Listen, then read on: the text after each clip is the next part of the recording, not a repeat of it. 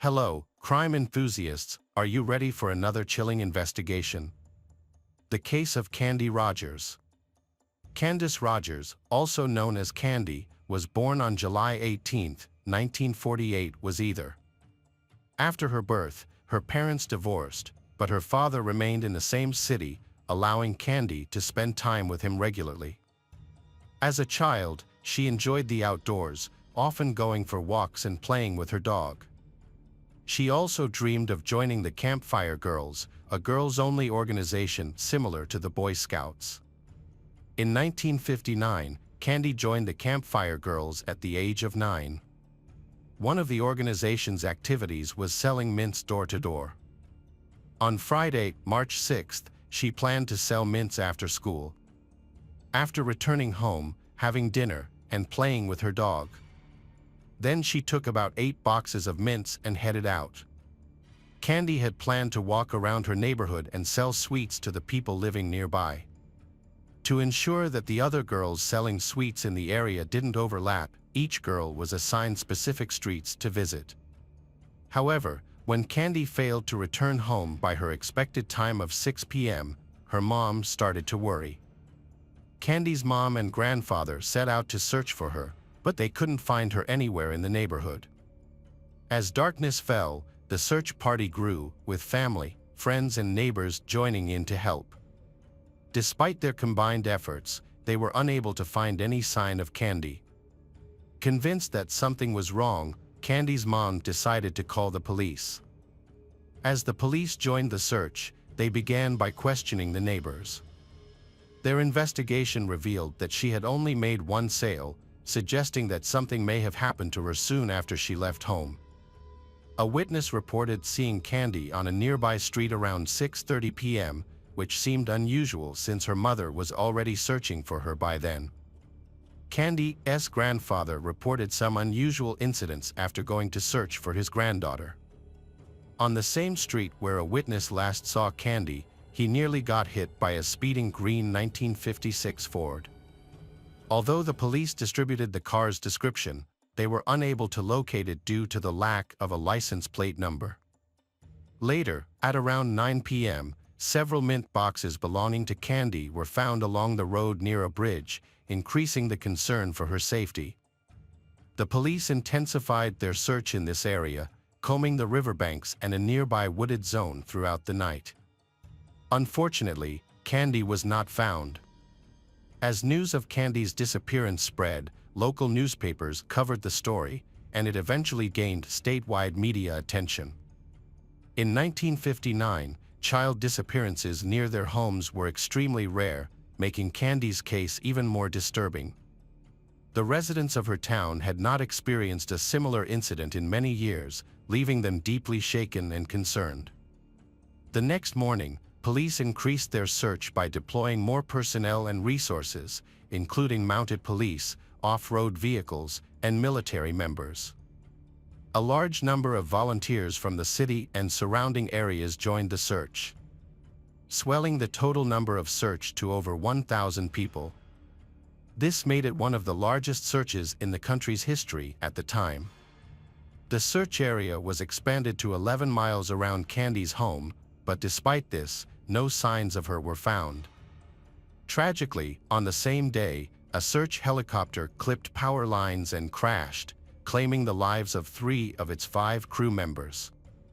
Undeterred, the search efforts continued for many days, but yielded no results. Police officers worked tirelessly in multiple day and night to try and locate Candy. Investigators also followed up on approximately 750 tips received in the early days of the search, but unfortunately, every lead ended in a dead end. 15 days after Candy went missing, 2 military personnel on a hunting trip in the woods west of Spokane stumbled upon children's shoes on the ground. Recognizing the shoes as possibly belonging to Candy, they immediately reported their discovery to the police. The shoes were confirmed by Candy's grandfather. He said they were indeed hers. After discovering this clue, police conducted a search of the woods and they quickly found Candy's body, partially hidden in the underbrush and covered with pine branches. A medical examination revealed that the cause of death was strangulation using a torn piece of fabric from Candy's own skirt. Injuries on Candy's hands and feet suggested that she had been tied up, although no ropes were found near.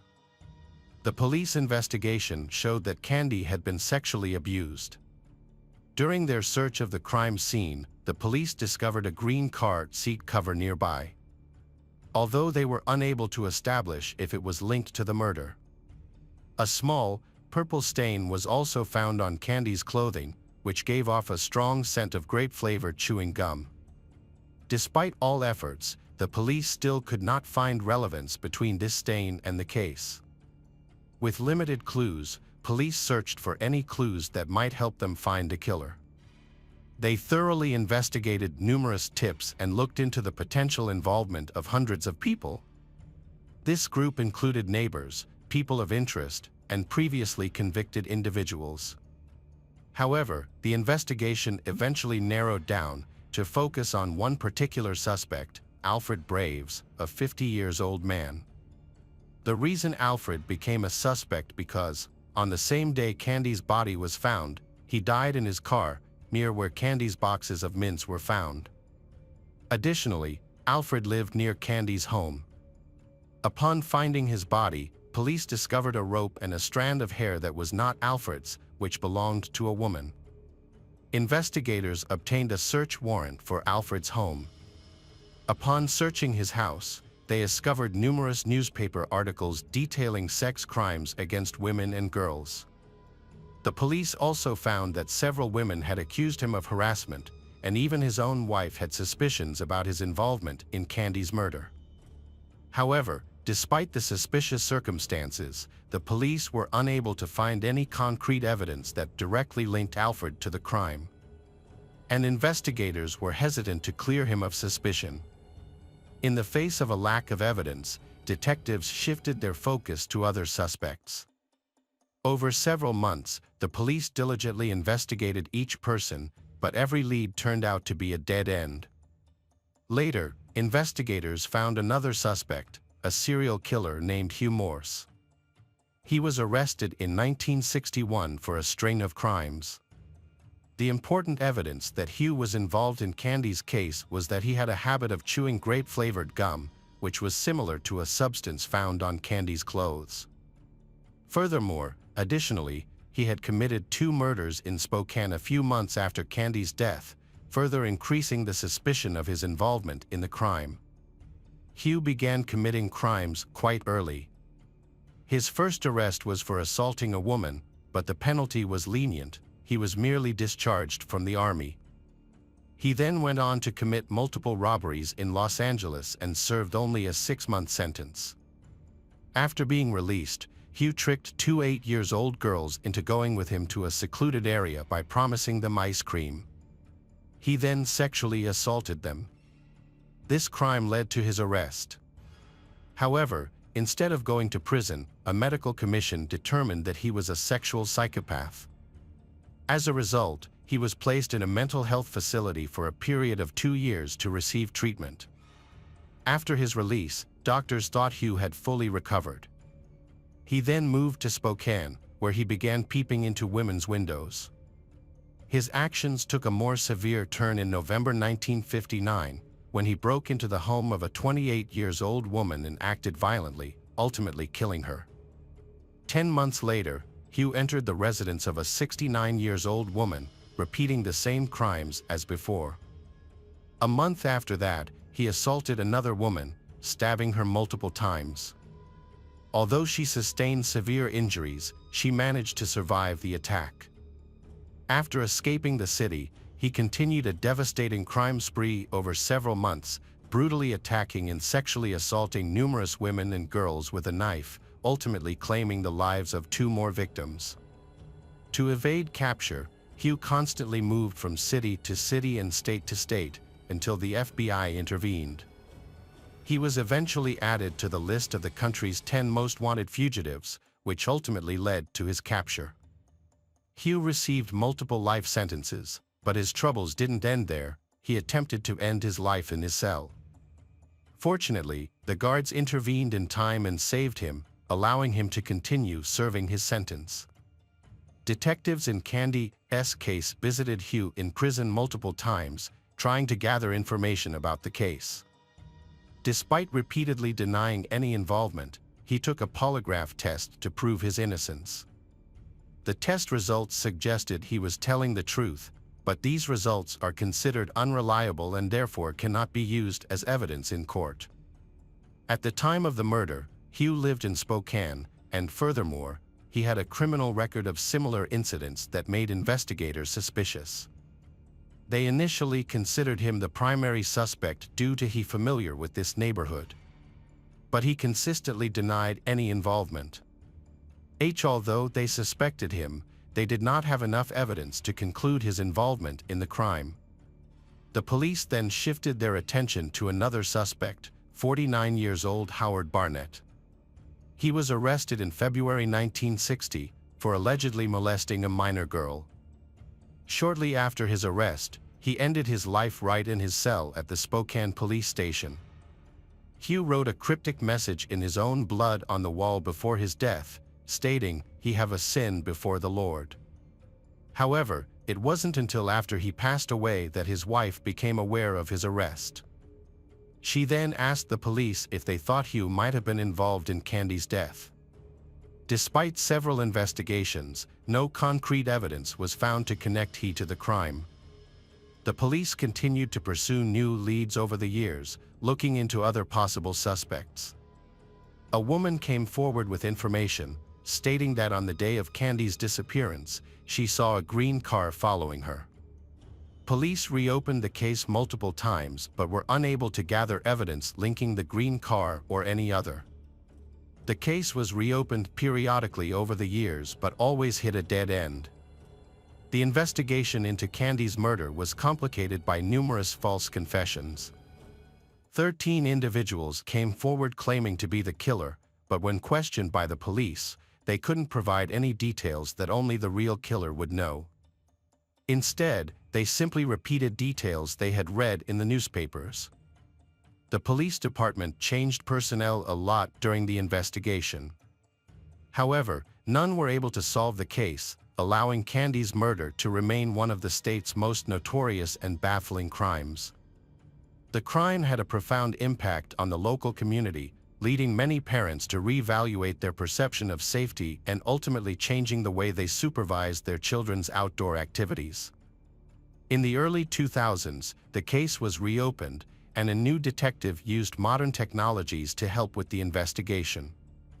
Fortunately, the police had collected and preserved crucial evidence in 1959, which allowed experts to take another look. By using modern DNA analysis, they were able to identify a male semen sample on the Candy's clothing. Further analysis of the DNA sample was done to create a profile, which was then entered into the FBI database, but yielded no matches.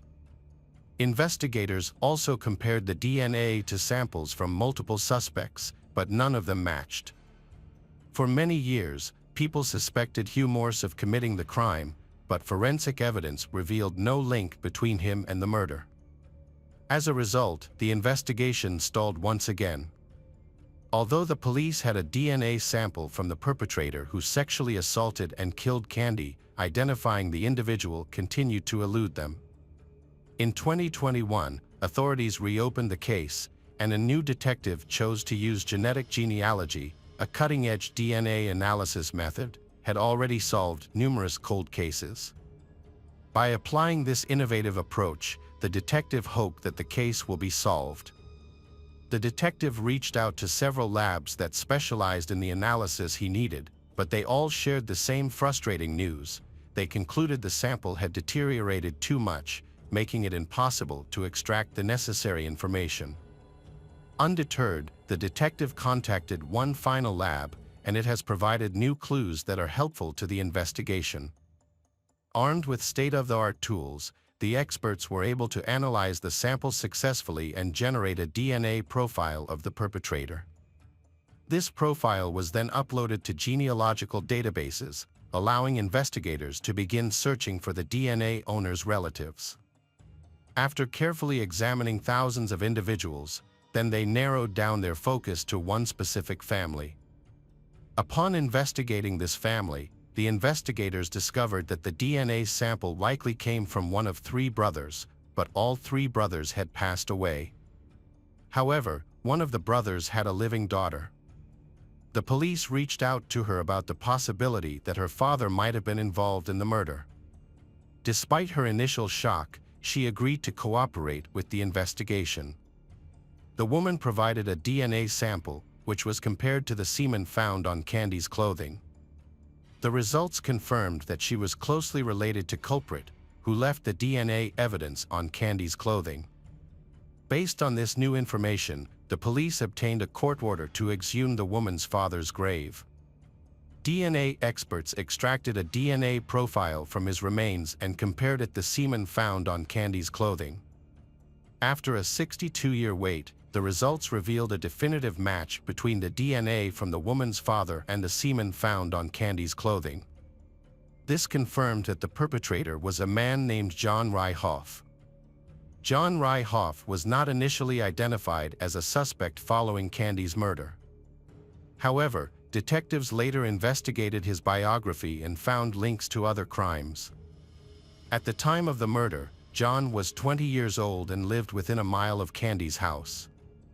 He was also stationed at an army base near where her body was discovered. 2 years after the murder, John committed another crime when he attacked a woman, binding and sexually assaulting her, then attempting to kill her. The woman managed to survive the attack. As a result of the assault, John was arrested and sentenced to 6 months in prison.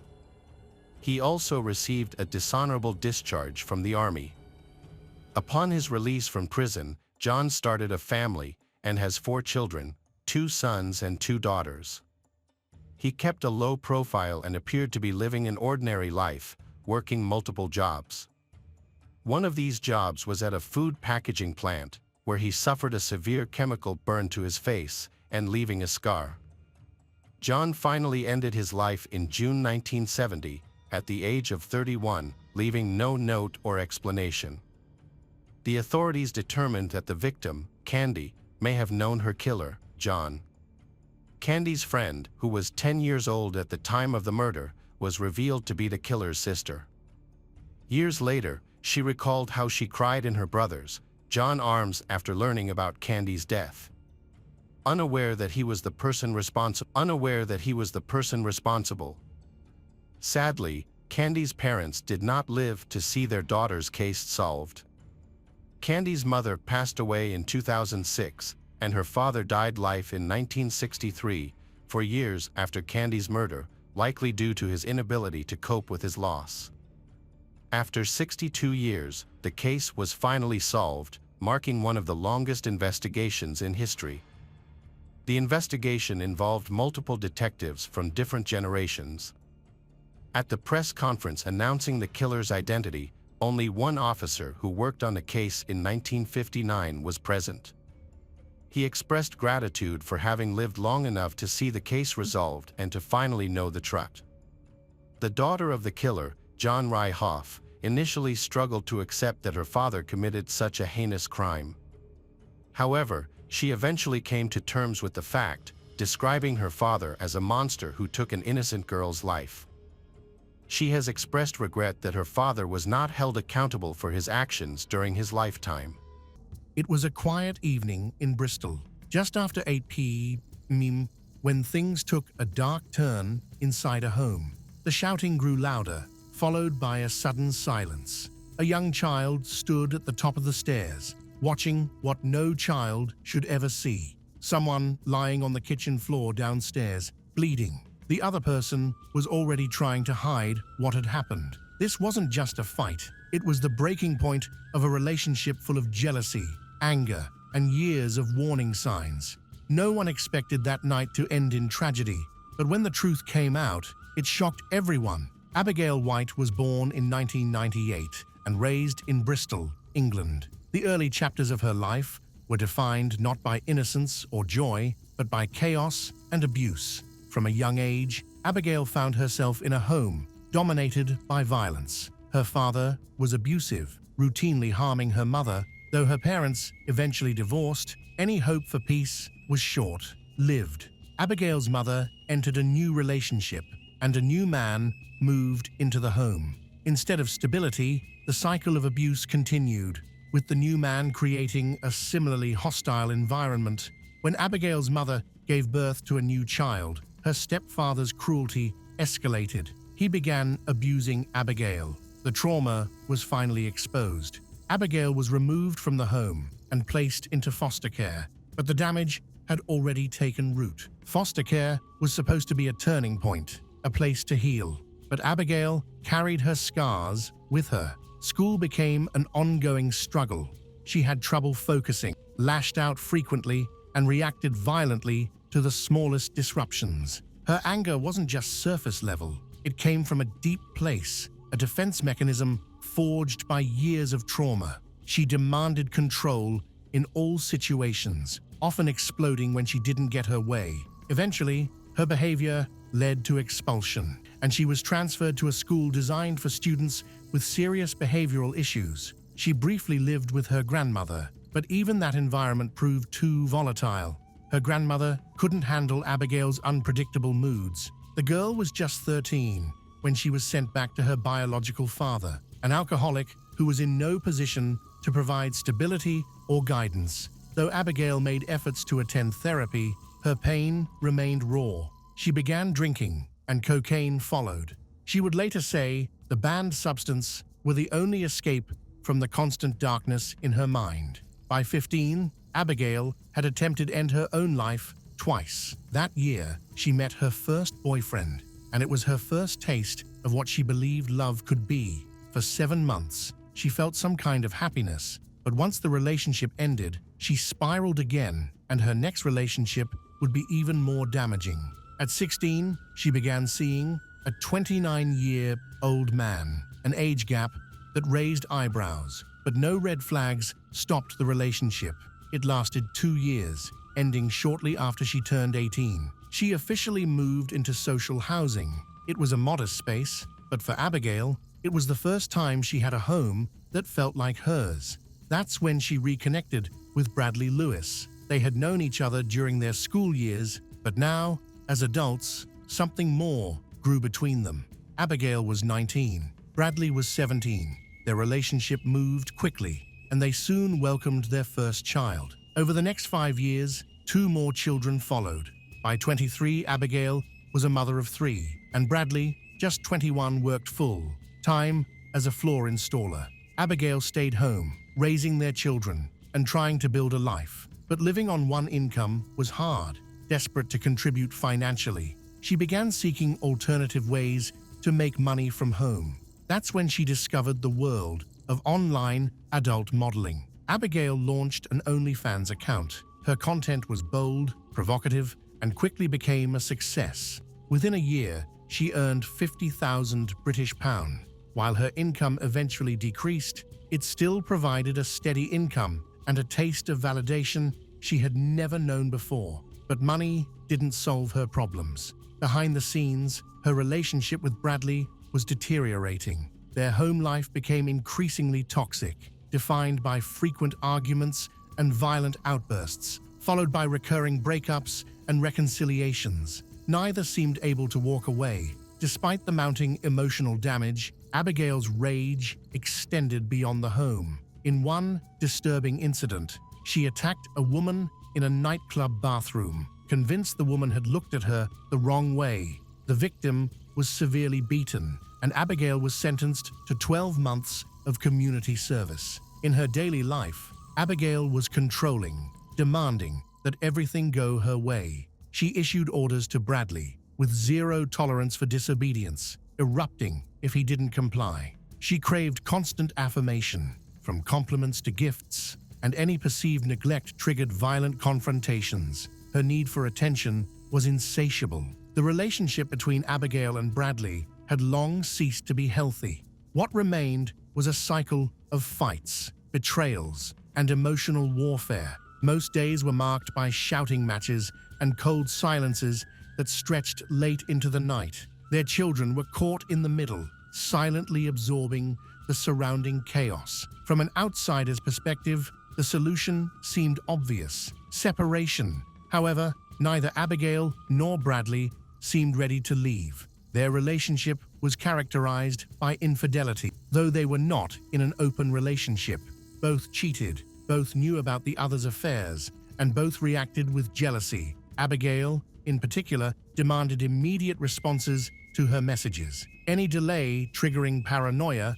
that Bradley was with another woman. Ironically, while she was also seeing other men, their boundaries became even more blurred when they engaged in group intimate encounters. Their situation was not merely dysfunctional, it was explosive. Things deteriorated further when Abigail became pregnant and discovered that Bradley had also fathered a child with another woman. That betrayal intensified an already volatile dynamic. Abigail's rage was relentless. Friends and family on both sides urged them to separate before something irreversible happened. Abigail's parents openly despised Bradley, not only for his repeated infidelities, but also for inappropriate messages he had allegedly sent to Abigail's sister. Bradley's family, meanwhile, had their own reasons to distrust Abigail, especially after she stabbed him in the leg during an argument. The wound wasn't life-threatening, but it served as a physical reminder of the turmoil they both refused to escape. Around this time, Abigail's previous assault in the nightclub caught the attention of social services. Authorities ordered a welfare check, concerned for the well-being of the children. The assessment was clear. Abigail and Bradley were living in a toxic and potentially dangerous environment. To avoid losing custody, they agreed to live apart. Bradley moved in with his mother, finding his first sense of peace in years. That brief separation gave Bradley clarity, leading him to seriously consider ending the relationship for good. But when he expressed his doubts to Abigail, her reaction was immediate and severe. She threatened self-harm, an alarming threat given her mental health history. Over time, the threats escalated. She said she would kill the women Bradley had cheated with, the mother of his other child, his own mother, and eventually Bradley himself. By early 2022, Abigail's downward spiral was visible to all. She began posting aggressive and disturbing content on TikTok, airing their dirty laundry with no restraint. She mocked Brad, shared intimate details, and even confessed to violent behavior she had inflicted on Bradley. He felt increasingly trapped. He told friends he feared for his safety, but was too afraid of what Abigail might do if he left. On March 18th, she decided to terminate the pregnancy, a decision Bradley supported afterward. One day later, on March 19th, tensions exploded again. Abigail accused Bradley of cheating, and the fight ended with her stabbing him in the arm. He needed medical treatment, but chose not to report the truth, telling hospital staff it had been an accident. At this time, Abigail messaged a friend, admitting that her relationship had become so dangerous that she believed it would end in one of two ways. Either she would be dead or she would end up in prison. She confessed that she believed herself capable of killing Bradley. Just 6 days later, on March 25th, Abigail and Bradley met in a park for what was intended as a final, honest conversation. Abigail brought a friend, likely to maintain a sense of control or for protection. During the meeting, Bradley told her he was ending the relationship, this time for good. To everyone's surprise, Abigail didn't erupt. She didn't scream or lash out. For once, she remained eerily calm, but with her calmness was never a guarantee of peace. It was often the quiet before a catastrophe. Later that same day, they made plans to meet again. A gathering at a pub was arranged, with a few close friends joining them. Abigail brought their 3 children along, perhaps trying to project a sense of normalcy. They agreed to meet at around 5 p.m., but when that time passed, Bradley still hadn't shown up. By 5:30 p.m., Abigail began firing off angry messages, furious at his tardiness. Her fury was fueled by the alcohol she had already consumed and further amplified by banned substance. The combination only intensified her volatility. When Bradley finally arrived at 7 p.m., he was met not with a smile, but with raw, seething rage. Abigail had convinced herself he'd been with another woman. Bradley retreated to the restroom with a friend, desperate to decompress and speak freely. There, he admitted how lost he felt and how helpless the situation had become. He no longer knew how to reason with Abigail, but even in that small, private space, there was no escape. When Bradley and his friend emerged, Abigail was waiting just outside the door. She exploded, screaming and accusing them of conspiring against her. Before anyone could react, she lunged at Bradley. In front of stunned onlookers, Abigail launched a violent assault. Bradley's friend tried to pull her away to restore calm, but Abigail spat directly in his face. The situation had escalated beyond control. Fearing further violence, Bradley's friends decided to leave. Abigail and Bradley remained, attempting once again to patch things up.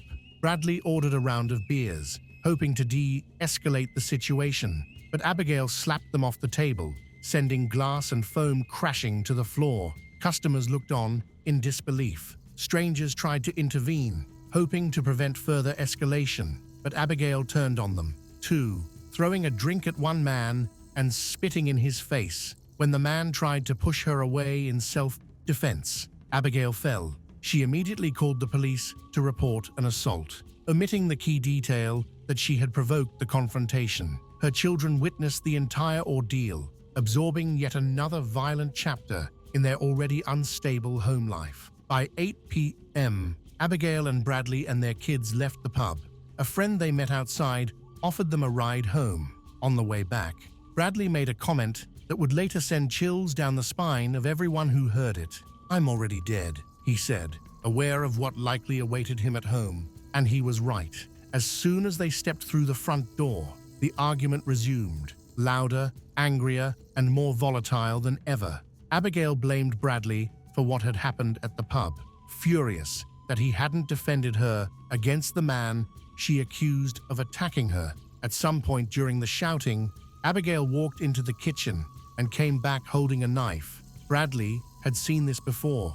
Blades weren't new to their arguments, but this time she didn't hesitate. In one swift, violent motion, Abigail drove the knife directly into his chest. In the background, their 3-year-old son had crept downstairs, drawn by the noise. He witnessed it all. Both Abigail and Bradley froze. The rage disappeared, replaced by stunned silence. Bradley, bleeding heavily, stumbled back into the kitchen and collapsed onto the floor. But instead of immediately calling for help, Abigail panicked. Rather than grabbing the phone, she grabbed cleaning supplies. She put Bradley's blood-stained shirt into the washing machine.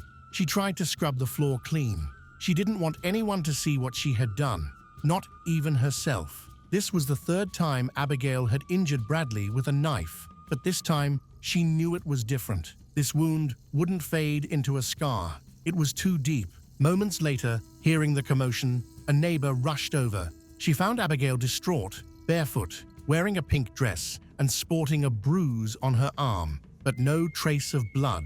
Bradley, meanwhile, lay motionless on the kitchen floor. Leaning over him to check for a pulse, she felt the faintest trace of breath.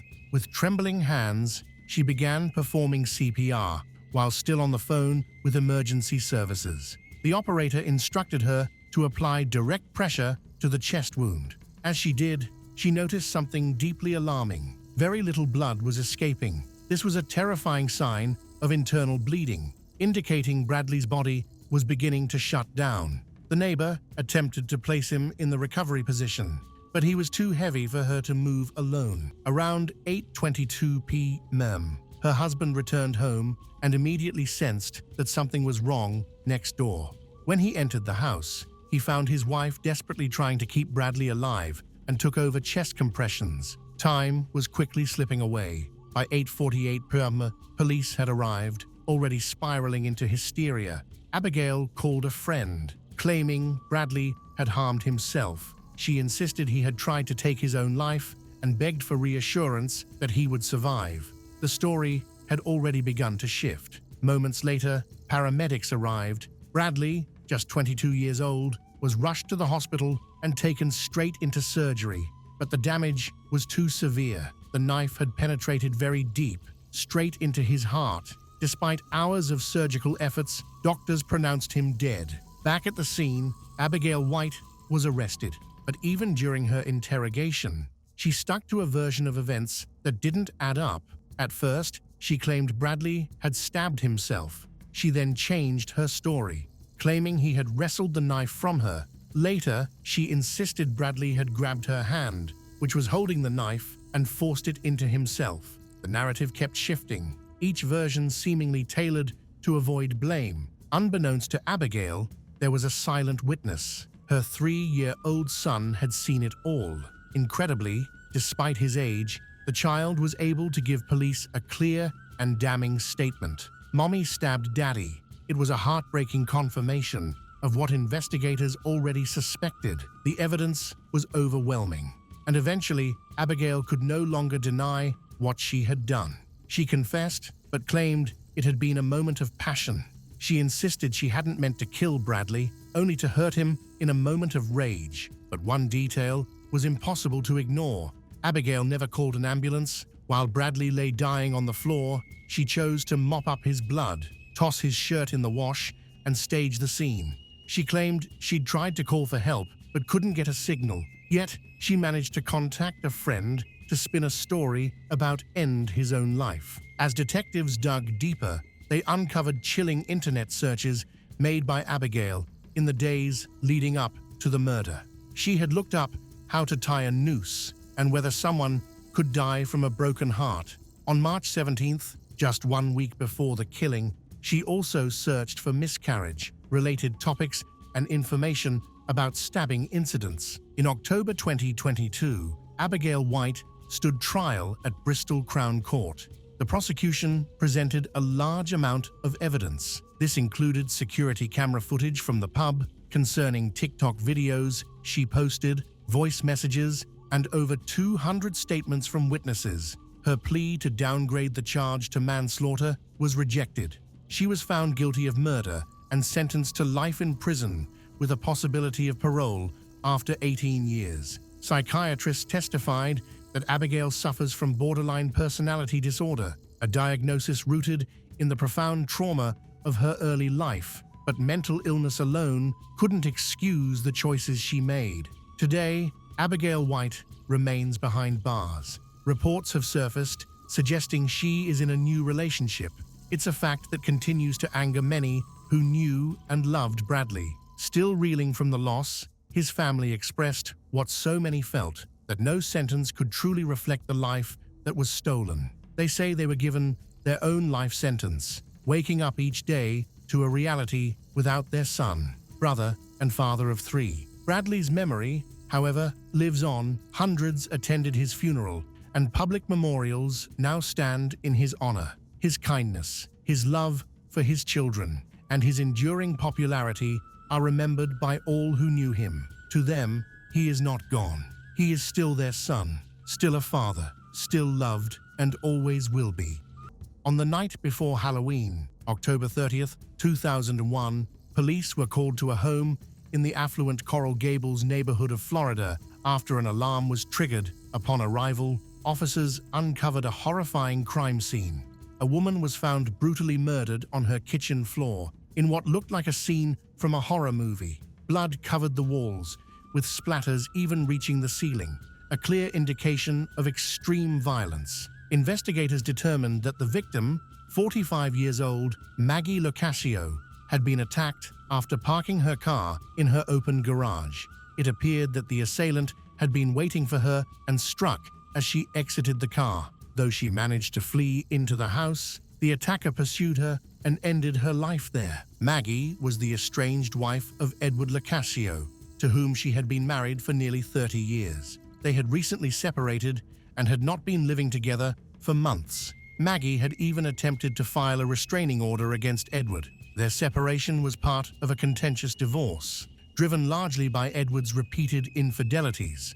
The process was further complicated by serious disputes over financial matters, making him the immediate prime suspect. Maggie and Edward had met in 1972 while studying accounting at the University of Miami. After graduating, they married and worked as accountants. In 1982, Maggie became a homemaker following the birth of their son, Eddie Jr. Over time, Edward climbed the professional ladder, founding his own company and managing the finances of wealthy Miami clients. Unlike Edward, who was sociable and charismatic, Maggie was described as more private and reserved. In 1992, they purchased a mansion in prestigious Coral Gables, but by 2001, Edward had moved into an apartment in South Beach, just 10 minutes away by car. When police contacted Edward, they withheld the true nature of the situation and told him only that there had been an issue at his former home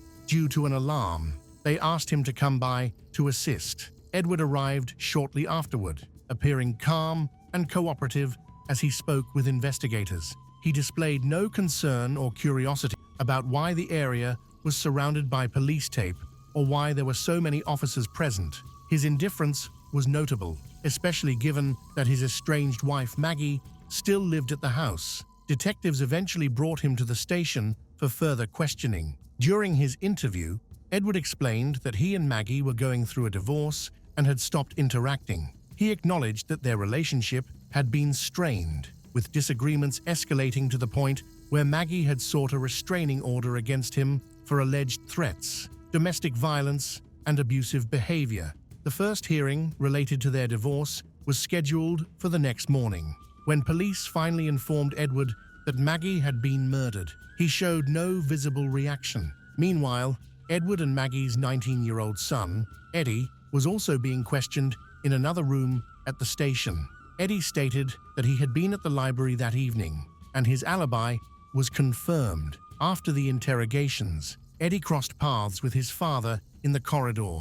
Unlike Edward, who remained emotionless, Eddie displayed visible anger and disbelief. Later, Eddie told reporters that at that moment, he became convinced his father was responsible for his mother's murder. Tensions between Eddie and his father had already been high in recent years, and this tragic event only deepened the divide between them. Eddie openly despised his father, viewing him as a personification of the worst human traits. Despite Eddie's doubts, Edward claimed he had spent the day playing golf and was in his apartment on South Beach, several kilometers from the crime scene. At the time of the alleged murder, CCTV footage from his apartment confirmed his alibi, proving he couldn't have been the killer. Even though Edward was quickly ruled out as the perpetrator, the police remained suspicious of him. He had a strong motive for wanting Maggie dead, and the violent nature of the crime suggested hatred, likely from someone close to her. Investigators considered the possibility that he might have hired someone to carry out the murder. While reviewing the details of the case, a detective recalled seeing a white pickup truck making an illegal maneuver near Maggie's house on the night of the murder. Although he had wanted to stop the driver, he was responding to an emergency call at Maggie's residence. Now, he suspected the truck's driver might have been fleeing the crime scene. When asked if he knew anyone who owned a white pickup truck, Edward denied it. The investigation intensified, and the next day, a local resident contacted authorities about a small sports bag found in the bushes between his property and Maggie's house. The bag turned out to be crucial evidence. Inside were a blood-stained knife, bloody clothing, and Maggie's stolen credit cards. The bag was sent to a crime lab for analysis, where investigators hoped to find DNA, fibers, or fingerprints to identify the killer. 2 days after Maggie's death, Edward reported a break-in at his office. Police found no evidence of theft, but the office was in disarray, with documents scattered on the floor, taking advantage of the situation. Detectives interviewed Edward's employees about him and his family.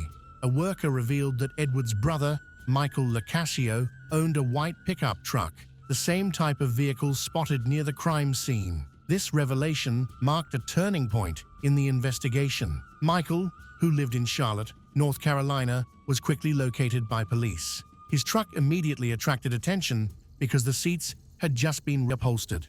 When police removed the seat covers, they found the old fabric was stained and showed signs of having been pressure washed, possibly to remove evidence such as blood, since a complete clean was not possible. The seats were upholstered with new fabric.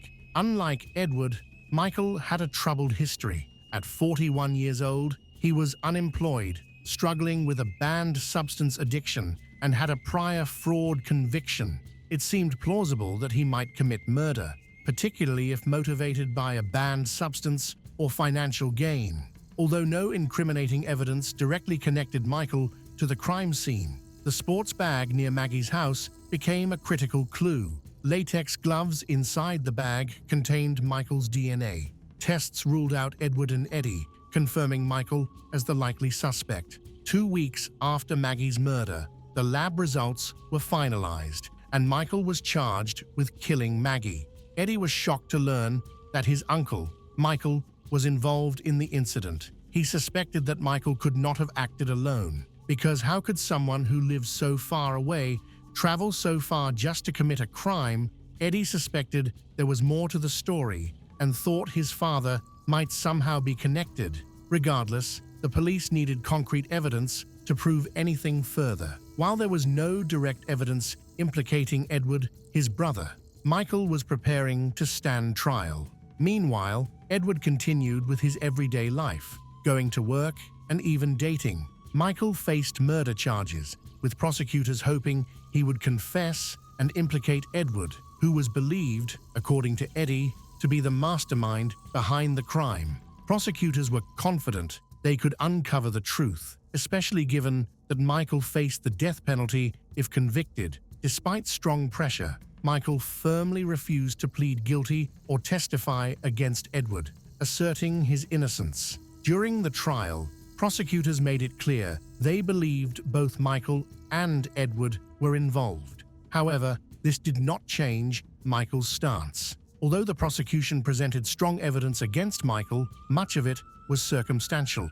His defense lawyer argued that the evidence was questionable due to procedural errors during the investigation and lab work. Furthermore, there was no clear motive, and much of the case relied on indirect evidence. Despite these arguments, the jury deliberated for only 6 hours before finding Michael guilty of first-degree murder. He was sentenced to life in prison without parole, a punishment likely designed to pressure him into confessing or exposing Edward's role in the crime. After the verdict, Eddie stepped in, determined to fight what he saw as an unjust decision. At just 19 years old, Eddie had already graduated from college and was attending the University of Miami Medical School, where he excelled academically. His relationship with his father, Edward, had always been strained. He never even called him Dad, referring to him as Ed instead. He pursued his studies with one key purpose: to help his mother, Maggie, escape her abusive marriage. Despite his efforts, he was unable to save her. However, he gained financial independence and tried to help her secure a divorce. Starting with a court injunction against Edward, Eddie believed his father's refusal to split their assets fairly was at the heart of the conflict. Under Florida law, divorcing spouses were required to divide their wealth equally. Edward, whose fortune was estimated at $6 million, refused to comply. He even tried to hide some of his wealth, but Maggie, an experienced accountant, discovered his deception and was determined to expose it. According to Eddie, Maggie was murdered because she was planning to reveal Edward's hidden accounts to the court just hours before their divorce trial began. The day after her murder, Edward's lawyer petitioned the court to terminate the divorce proceedings due to Maggie's death, a move that struck many as suspicious and calculating. With the case dismissed, Edward stood to retain control of all the family assets. Eddie was horrified by his father's cold reaction to his mother's death. He seemed entirely unbothered, despite having been married to her for years. Edward's greed and lack of remorse convinced Eddie that his father was responsible for the murder. Seeking justice, Eddie filed a civil lawsuit to block Edward from taking complete control of the family fortune and won the case. However, he faced significant challenges with the criminal investigation, which stalled for years. After 4 years with no progress, prosecutors doubted they would ever uncover the truth. Everything changed in November 2005, when authorities decided to move forward with the evidence they had, believing no new leads would emerge. Edward Locascio was arrested and charged with first-degree murder and conspiracy to murder his wife, Maggie. Eddie saw this as a significant victory, but it was just the start of a much tougher battle. After spending 4 years securing a conviction against his uncle Michael for his mother's murder, Eddie now faced the challenge of bringing his father, Edward, to justice. This trial was far more complex due to the absence of direct evidence. In Michael's case, the crime scene held undeniable proof, including DNA and the murder weapon. However, Edward's charges rested solely on circumstantial evidence, giving his defense team considerable room to argue. The prosecution claimed Edward orchestrated Maggie's murder due to a strong financial motive. During their divorce proceedings, Edward stood to lose a large portion of his assets. Although he had hidden much of his wealth in offshore accounts in the Cayman Islands, Maggie had uncovered the deception and planned to expose him in court. Unwilling to let this happen, Edward allegedly convinced his brother Michael to carry out the murder. Prosecutors argued that Edward had not only planned the killing, but had also influenced Michael to commit the brutal act. Graphic photos revealed the horrifying nature of Maggie's death. She had been savagely attacked with both a knife and a baton. She suffered multiple blunt force injuries that caused fractures, and the assailant had continued stabbing her even after the initial beating. The prosecution contended that this extreme violence stemmed directly from Edward's malicious intent. With little concrete evidence tying Edward to the crime, the case relied on motive, circumstantial evidence, and key witness testimonies. The first major point of suspicion came from Edward's lack of reaction when he was informed of Maggie's death. Although there was no written or recorded evidence of a conspiracy between Edward and Michael, phone records showed a spike in the number of calls between the brothers in the weeks leading up to the murder. Previously, they had only communicated occasionally on special occasions, but records showed that they had begun calling each other on an unusually daily basis 6 weeks before Maggie's death. This sudden change became a major point of suspicion for investigators. The prosecution argued that Edward used these calls to pressure Michael into committing the crime and to finalize the plan. A critical witness was Edward's secretary, Gudile Gonzalez, who testified that she overheard several phone calls between Edward and Michael. After realizing the nature of these conversations, Gudile said Edward began threatening her, warning her to stay silent or risk being killed. Frightened, she eventually went to the police. Eddie, Edward and Maggie's son, also took the stand, recounting years of abuse Maggie suffered during her marriage. He described instances in which Edward had beaten his mother, threatened her, and even came close to hitting her with a heavy sculpture. According to Eddie, Edward openly threatened to kill Maggie 5 months before her death, after she revealed her intention to file for divorce. Tensions escalated when Maggie caught Edward having an affair with Eleanor Salazar, a masseuse. Eleanor also testified in court, stating that she was at Edward's house at around 11:30 p.m. on the night of the murder and witnessed a conversation between Edward and Michael. Surveillance footage from Edward's house supported Eleanor's account. The video showed Michael arriving at Edward's home around midnight, drenched and visibly distressed. He was seen gesturing wildly, which the prosecution interpreted as a sign that he had just finished cleaning blood out of his truck. Eleanor further testified that Edward later threatened her, warning that she would suffer a fate worse than Maggie's if she went to the authorities. Surveillance footage partially verified Edward's whereabouts that night. While bolstering Eleanor's credibility, financial records also uncovered Edward's multi-million-dollar offshore accounts, which he had concealed during the divorce to limit what Maggie could claim. This financial evidence reinforced the prosecution's claim about Edward's motive, emphasizing that Maggie's knowledge of his hidden assets posed a serious threat to him. Edward's behavior after the murder raised serious concerns. He quickly moved on with his life, even starting a new relationship. During an argument with his new girlfriend, Edward allegedly threatened her, stating that she would end up like his wife. Alarmed by this threat, she decided to report it to the police. In court, the prosecution presented a gruesome reconstruction of the murder. Using a mannequin, they demonstrated how Michael brutally attacked Maggie. She suffered 8 blows to the head with a metal baton but remained conscious and tried to defend herself. The assault bent the baton, rendering it useless. Maggie sustained severe defensive injuries, including nearly losing a finger while trying to protect herself. Despite her resistance, Michael continued his attack, pinning her against a wall and eventually standing on her chest to ensure her death. Blood evidence found throughout the house supported the prosecution's narrative. However, Edward's defense focused on the lack of direct evidence linking him to a conspiracy with Michael. There were no written or recorded agreements or explicit discussions about the crime. However, the prosecution asserted that Edward had a clear motive, suspicious behavior, and personality, and called on the jury to consider the circumstantial evidence and witness testimony. Following the murder, no money was transferred to Michael, and Edward did not provide him with any support while he was in prison. Michael appeared to gain nothing from the crime and had no clear motive to kill Maggie. Initially, investigators speculated that the killer might have had a secret relationship with Maggie, but there was no evidence to confirm this, as they had no prior contact. Edward's lawyer argued that the attack was random, possibly driven by Michael's mental state or substance abuse. In contrast, the prosecution maintained that Edward had strong motives to want his wife gone. Adding to the complexity, Edward's defense painted him as a kind and loving husband and father. They presented photos of a happy family life and called witnesses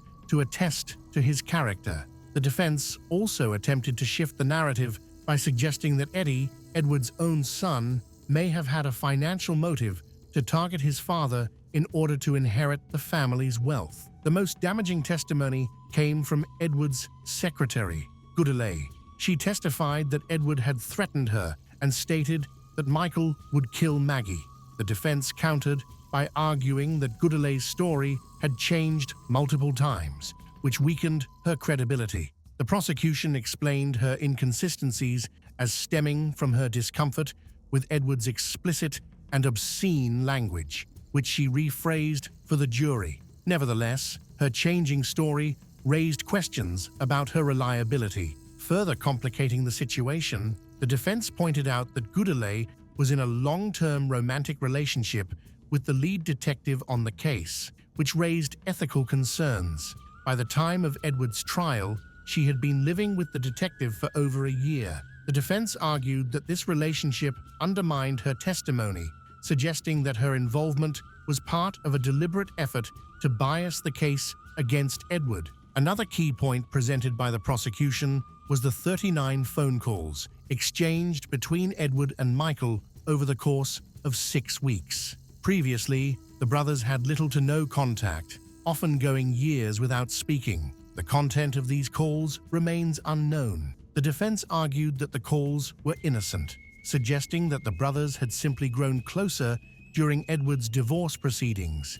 However, the dramatic increase in communication heightened the suspicion surrounding Edward's involvement. The argument that Edward had a financial motive for murder was dismissed. Even if he had lost half of his assets in a divorce, he would still have remained a millionaire, making it illogical for him to take such a drastic action. The defense also claimed that Michael, due to his struggles with addiction and mental health issues, might have committed the crime without having a clear motive.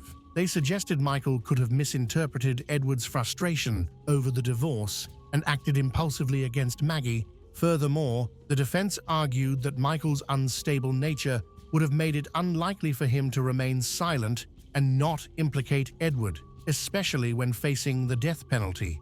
After both sides presented their cases, the jury deliberated for several days. The case was challenging, as it relied primarily on circumstantial evidence. Initially, the jury debated Edward's and Michael's motives, but eventually focused on Edward's potential financial incentives and Michael's apparent lack of motive. On the third day of deliberations, the jury reached a verdict. Edward Locascio was found guilty of first-degree murder.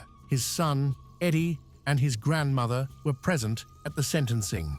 Eddie expressed relief over the verdict, feeling that justice had finally been served after 6 long years since his mother's death. Although Edward initially faced the possibility of the death penalty, the jury recommended a life sentence without parole, which was ultimately imposed. Given Edward's age, this effectively meant he would remain in prison for the rest of his life. However, the decision enraged Eddie, who firmly believed that the death penalty would have been more appropriate. 6 months into his imprisonment, Edward gave an interview where he continued to proclaim his innocence. He denied encouraging his brother Michael to commit the murder, claiming that he had hoped to reconcile with Maggie before her death.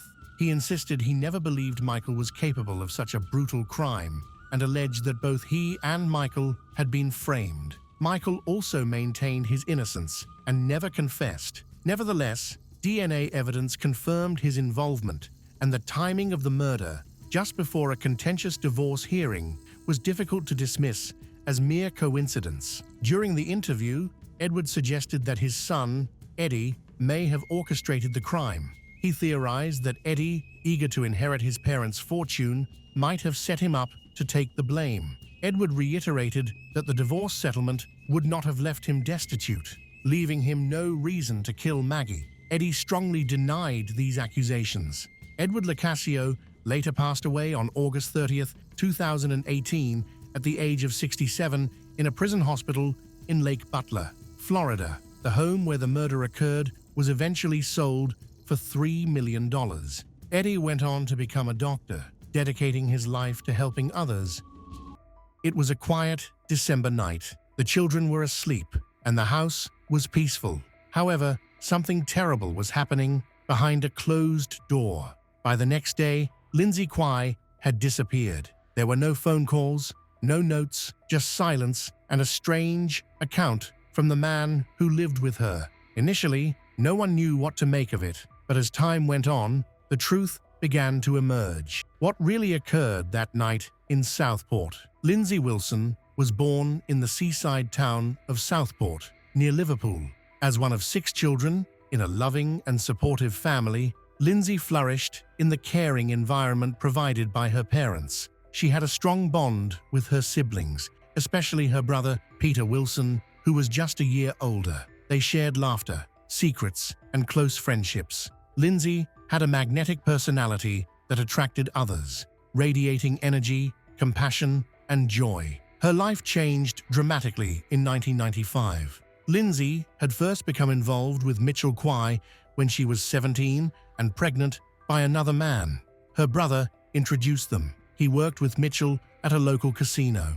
What started as a promising relationship quickly escalated into a passionate romance. Within a week, they were engaged, and just weeks later, they were married. However, the celebration was muted.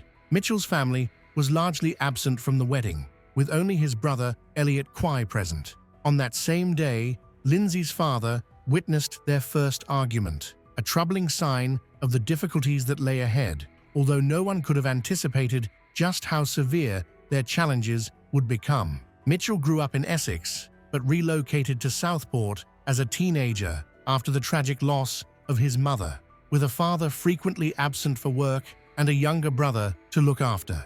Mitchell had to mature quickly and face life on his own. This hardship transformed into a more troubling side of his character.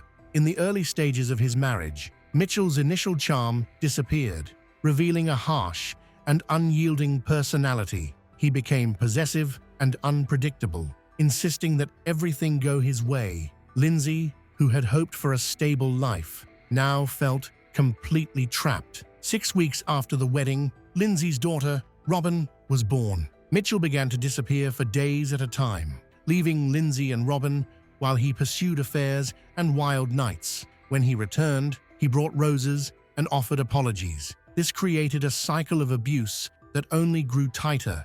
Desperate to hold on to the man she once loved, Lindsay repeatedly forgave him. However, each forgiveness made her feel more diminished. Mitchell's control over her became more deceptive. He started to distance her from everyone important in her life, friends, siblings, and even her father, who had always been her protector. Gradually, he made himself the sole influence in her life. Lindsay found herself increasingly isolated, with every escape route blocked by the man who claimed to love her. 18 months after they married, Lindsay sought to escape her situation and turned to a local support center for single mothers, where she found a place to live. For a short time, she felt some relief. However, Mitchell tracked her down, filled with apologies, promises, and tears, which led them back into the same toxic cycle.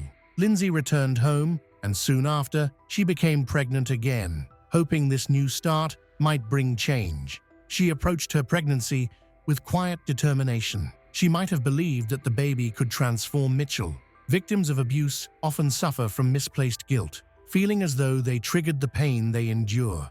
Unfortunately, nothing improved. Lindsay's mum reveals she stopped visiting her daughter because she didn't want to see Mitchell, and that the last time she saw her was on December 13th. On Christmas Eve, Mitchell visited Mrs. Wilson to collect the children's presents and told her that Lindsay was getting ready to go out. While the family felt uncomfortable, they weren't overly worried, as her absence had started to feel normal. However, as the holidays went by, without any news from Lindsay, their concern grew stronger. It was 6 weeks before a social worker reported her missing.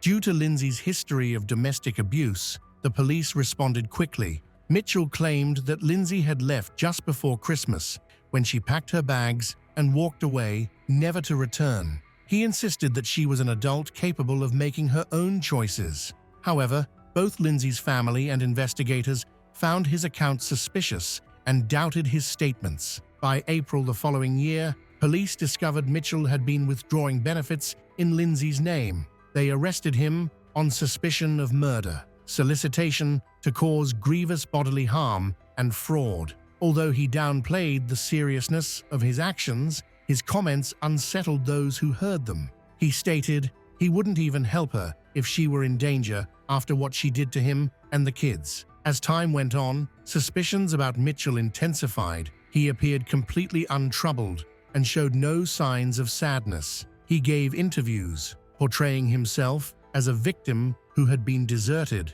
However, investigators weren't fooled by his performance. They suspected that Lindsay never left the house alive, but they lacked evidence, no body, no confession, and no clear proof. The central question was, where was Lindsay Kwai? While Lindsay's family desperately searched for her, Mitchell seemed to enjoy being in the spotlight.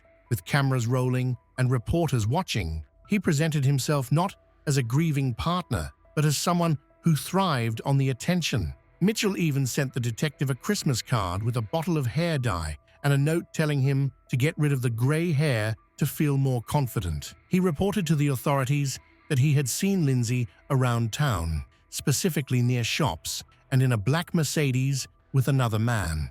He insisted she was nearby and that he could recognize her, yet no one else ever spotted her.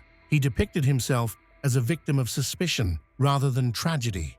His statements were inconsistent and lacked any evidence to support them. Despite thorough forensic investigations, no conclusive evidence was found in the home he had shared with Lindsay. Investigators did discover significant purchases of cleaning supplies, which raised concerns, but without a body or evidence of wrongdoing. The case has reached a standstill. While Mitchell misled the media and law enforcement, Lindsay's family faced overwhelming silence. Her father, Peter, spearheaded a persistent search for her. He distributed flyers throughout neighborhoods to seek help and to confront Mitchell with Lindsay's image daily. He scoured canals, ditches, and muddy woods, holding on to hope but increasingly feeling despair. Peter suspected Mitchell was involved, but without a body, a confession, or any closure, he was left with grief and unanswered questions. Each week, Peter confronted a terrifying reality as he picked up his grandchildren from the man he believed killed his daughter. He maintained a calm voice and neutral expression, but beneath his composed facade was an anger he struggled to contain for Lindsay, for her children, and for the elusive truth. A pivotal moment occurred on June 9th, several months after Lindsay went missing, when police officially declared her dead. On the same day, they arrested Mitchell for her murder. During police questioning, he declined to provide any information, repeating the phrase "no comment." The evidence against him was weak, just bits of circumstantial evidence and a pattern of troubling behavior. Then, unexpectedly, after only one night in custody, Mitchell confessed. He revealed that he had killed Lindsay on December 16, 1998. That evening, they argued in their bedroom, just steps away from where their two young children were sleeping. Lindsay allegedly said she wanted a divorce. Mitchell grabbed her by the neck and held her to the floor for 20 minutes. He then placed her body in the bedroom and sealed the door with a towel to prevent her two children from smelling the corpse. In the following 48 hours, Mitchell committed a horrifying act. In the attic of their family home, he dismembered Lindsay's body. He didn't do this alone. His brother Elliot, who had previously worked in a butcher shop, assisted him. Police believe Elliot's experience helped minimize evidence and avoid mistakes. Elliot Kwai was not known for being independent. Investigators described him as having limited cognitive abilities and likely needing special care. His life centered around his older brother, Mitchell, who had a significant influence on him. Unfortunately, this influence led Elliot into a dark situation. After confessing to a murder, Mitchell guided investigators to where he had hidden the remains of Lindsay. The discoveries were disturbing. Miss Kwai's dismembered body was found in a shallow grave near a roller coaster at Pleasureland in the seaside resort of Southport, Merseyside. Her arms and legs were later found wrapped in plastic bags in separate places on a railway embankment. A bin bag containing her head and hands, believed to have been buried in 200,000 tons of rubbish at a Lancashire landfill site, has never been recovered. One disturbing detail emerged during the investigation. Mitchell likely disposed of Lindsay's remains while out walking with his children. This cold and calculated approach, using casual outings as a disguise, was both unsettling and clever, as he knew how to avoid suspicion. In January 2001, the case went to trial at Liverpool Crown Court. However, before the trial began, Mitchell attempted to change his confession. He claimed he hadn't killed Lindsay, but had only dismembered and discarded her body. His story was so far-fetched that even his own legal team urged him to drop it. Ultimately, Mitchell pleaded guilty to all charges. The court found him guilty not only of murder, but also of obstructing justice and misleading law enforcement. He was sentenced to life in prison, with the possibility of parole after 17 years. Meanwhile, Elliot received a 7-year sentence, which many members of Lindsay's family felt was too lenient. The outcome brought some relief, but it did not bring peace. Sadly, just 3 months after the sentencing, the family faced another heartbreaking tragedy. Lindsay's brother, Peter Wilson Jr., was found dead in the attic of their childhood home. He had taken his own life, leaving no note, but those who knew him understood the reason. Peter had never forgiven himself for introducing Lindsay to Mitchell. In the months following her death, he fell into a deep depression, isolating himself and overwhelmed by guilt. He often expressed that his life felt meaningless without his sister. Tragically, it was his father, who had already been burdened by Lindsay's loss, who discovered Peter's body. At that time, Peter's fiancée was pregnant, meaning another child would grow up without knowing their father, yet another victim of the devastation caused by Mitchell's actions. In 2017, Mitchell became eligible for parole. Lindsay's daughter, Robin, who was only 22 at the time, started a campaign to stop his release. She created a petition on Facebook that gathered thousands of signatures and became a powerful call for justice. The public's anger contributed to the rejection of Mitchell's parole requests. By 2022, he had been denied parole 3 times. His ongoing manipulative behavior in prison, such as aggressive outbursts and involvement in illegal substances smuggling, reinforced the arguments against his release. Lindsay's children, Robin and Jack, were brought up by Wilson family in a loving and stable environment, which was the kind of upbringing their mother always wished for them. Their story today serves as a powerful reminder that there are often people behind closed doors who are quietly asking for help. Lindsay Kwai's 1998 murder by Mitchell Kwai tore through her family and Southport's quiet streets. Her cheerful spirit, the light to her children, Robin and Jack, was lost in a barbaric act. The pain deepened when her brother, Peter Wilson Jr., took his own life. Despite this, the Wilson family found strength. Robin's courageous fight kept Mitchell in prison, honoring her mother's love. Southport's community rallied, sharing flyers and holding vigils to keep Lindsay's name alive and warn against domestic abuse. Meanwhile, her unrecovered remains leave an ache, but Robin and Jack thrive in the caring home Lindsay always wanted. Her story begs us to notice those trapped in silence, to offer help, and to hold loved ones close before it's too late.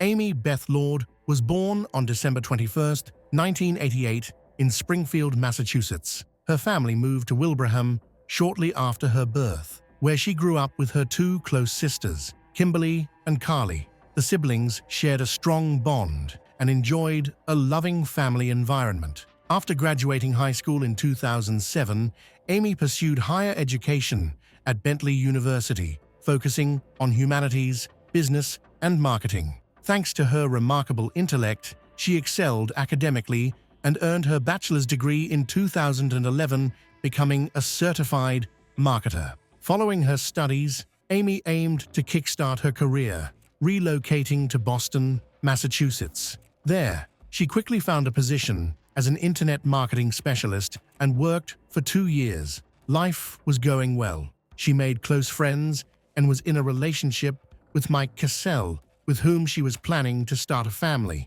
On July 23, 2013, at 5:38 a.m., 24-year-old Amy was in the lobby of her apartment building. She had woken up early to meet her friend and co-worker, Christina Kelleher, for a gym session at 6 a.m. However, when Amy didn't arrive, Christina waited at the bus stop for a while before deciding to go to the gym alone, assuming her friend had overslept and didn't want to wake her. Although Amy was usually very punctual, Christina wasn't too concerned and expected to see her at work later, as their desks were next to each other. After finishing her workout, Christina was surprised to find that Amy was still not at the office. Feeling alarmed, she reached out to Mike, Amy's boyfriend, to check if he knew where she was. He had no idea and mentioned that he assumed Amy had gone to the gym. Over several hours, Mike and Christina tried repeatedly to reach Amy, but they were unsuccessful.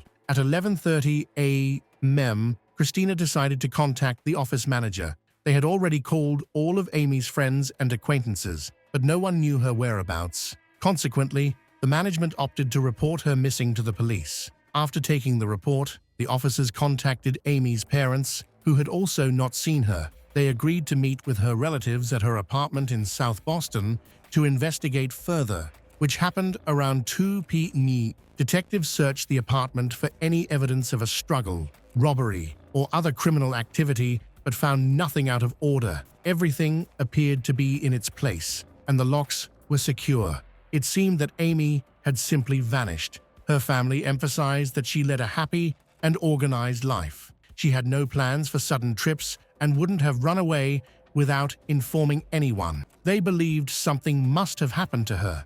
A contact lens belonging to Amy was discovered in the building's foyer, and there were also marks on the nearby wall that suggested a possible confrontation. To gather more information about Amy, police interviewed her parents in detail. They revealed that Amy was driving a black Jeep Cherokee SUV. Shortly after, an officer recalled that at 8:37 a.m. in southern Boston, a fire had been reported.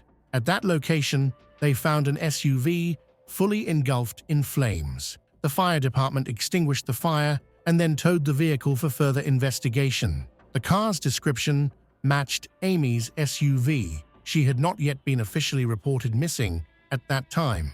Although the license plates were completely burned away, the lab was able to identify the chassis number of the burned vehicle, confirming that it belonged to Amy Lord. Detectives returned to the station and started verifying Amy's bank transaction data. They discovered that her bank cards had been used to withdraw money 5 times that morning, beginning at 6 a.m. The total amount withdrawn was approximately $1,000, and the withdrawals were made from different ATMs. This raised suspicions because it was unusual to withdraw money repeatedly from various locations in the city. The first transaction took place near her apartment. When the police arrived, they noticed a surveillance camera beside the ATM. They reviewed the footage, hoping to spot Amy in the morning recordings and gain insights into what happened. The process of reviewing the footage took considerable time, and officers examined recordings from all the ATMs where Amy's card had been used. They also found additional surveillance equipment on nearby buildings. All this evidence was gathered to piece together a clear timeline of events from that morning. While police were working with banks to collect footage, they received a call around 4 p.m. from a cyclist who had found a body at the Stony Brook Reservation in Hyde Park. The body was that of a young woman. Upon arrival, detectives discovered the victim was naked and had suffered over 40 stab wounds, primarily to her neck, face, and chest. There were also hand marks on her throat, suggesting she had been strangled. Her body was dumped in a secluded area covered with foxes, far from the city, but the killer did not attempt to conceal it. No identification was found. However, based on police photographs, they believed the victim was Amy Lord. Once her identity was confirmed, the missing person case transitioned into a murder investigation. The analysis of the CCTV recordings from the ATMs has been completed. The first sighting of Amy was at 6:35 a.m. She appeared alone at the ATM in her workout clothes and appeared uninjured. She used her ATM card and left at 6:47 a.m. She arrived at another ATM just a few blocks away. This time, the camera captured her car from the outside. Amy was again unharmed and wearing sportswear. She withdrew cash by herself. However, her behavior was unusual.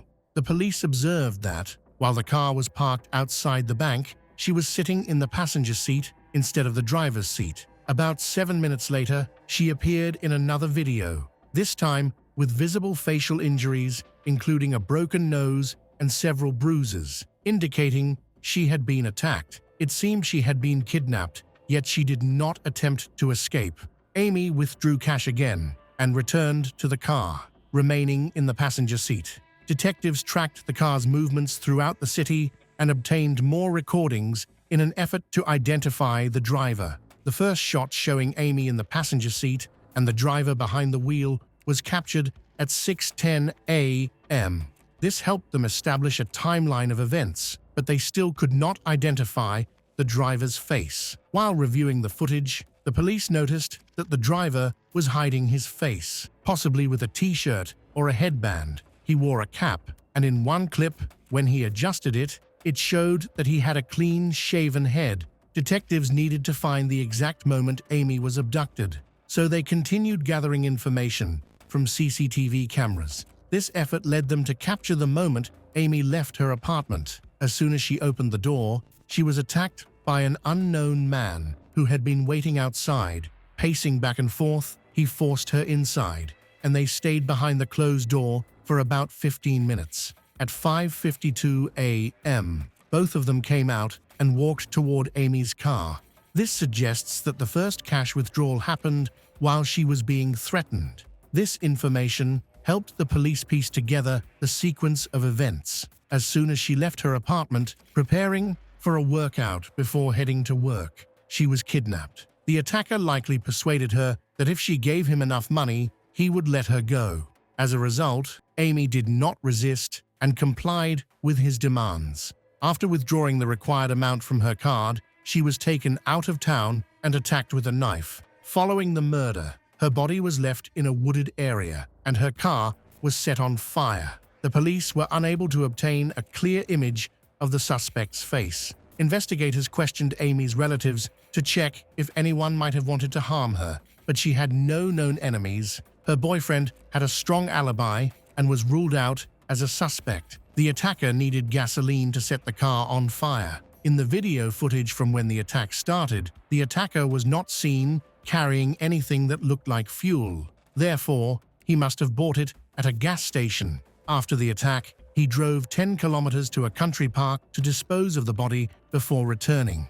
Detectives reviewed all intersections with cameras where the perpetrator might have been seen. The investigation was challenging because the victim drove a common car. There were hundreds, if not thousands, of black SUVs in the city, but her relatives pointed out a distinctive clue, a cloverleaf-shaped sticker on the rear window. This made it easier to track her car in traffic and locate the gas station where the attacker had stopped. Unfortunately, the surveillance camera at that station wasn't working. Detectives noticed a liquor store across the street that had a front camera. They obtained some footage, but it was too distant to clearly see the criminal's face. At around 8 a.m., the suspect arrived at a gas station without Amy. The car was recognizable because of a cloverleaf-shaped sticker. Although the driver's face was not seen, he waved at someone and approached another person. They exchanged a few words, shook hands, and then the suspect's companion left. Fortunately,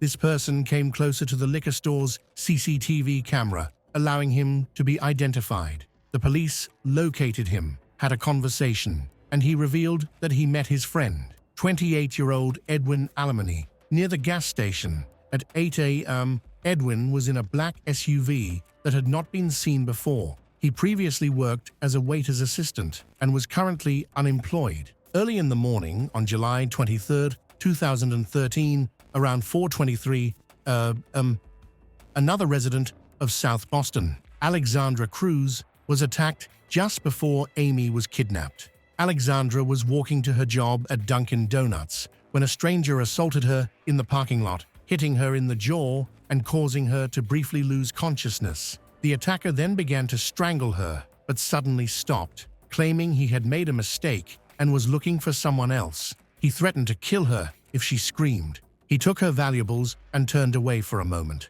giving her the chance to escape. Despite his threat that she would be killed if she reported him, Alexandra did not keep quiet. Once she arrived at work, she called the police. About an hour later, an officer came to take her statement, and they created a composite sketch of the assailant. During the investigation at Amy's apartment, the police received another urgent call. Around midnight in South Boston, a girl was stabbed. Detectives quickly recognized that this crime occurred near Amy Lord's apartment. This led them to believe they were dealing with a serial attacker, as there had already been 3 similar incidents involving girls. The investigation needed to continue, as the officers received a new call.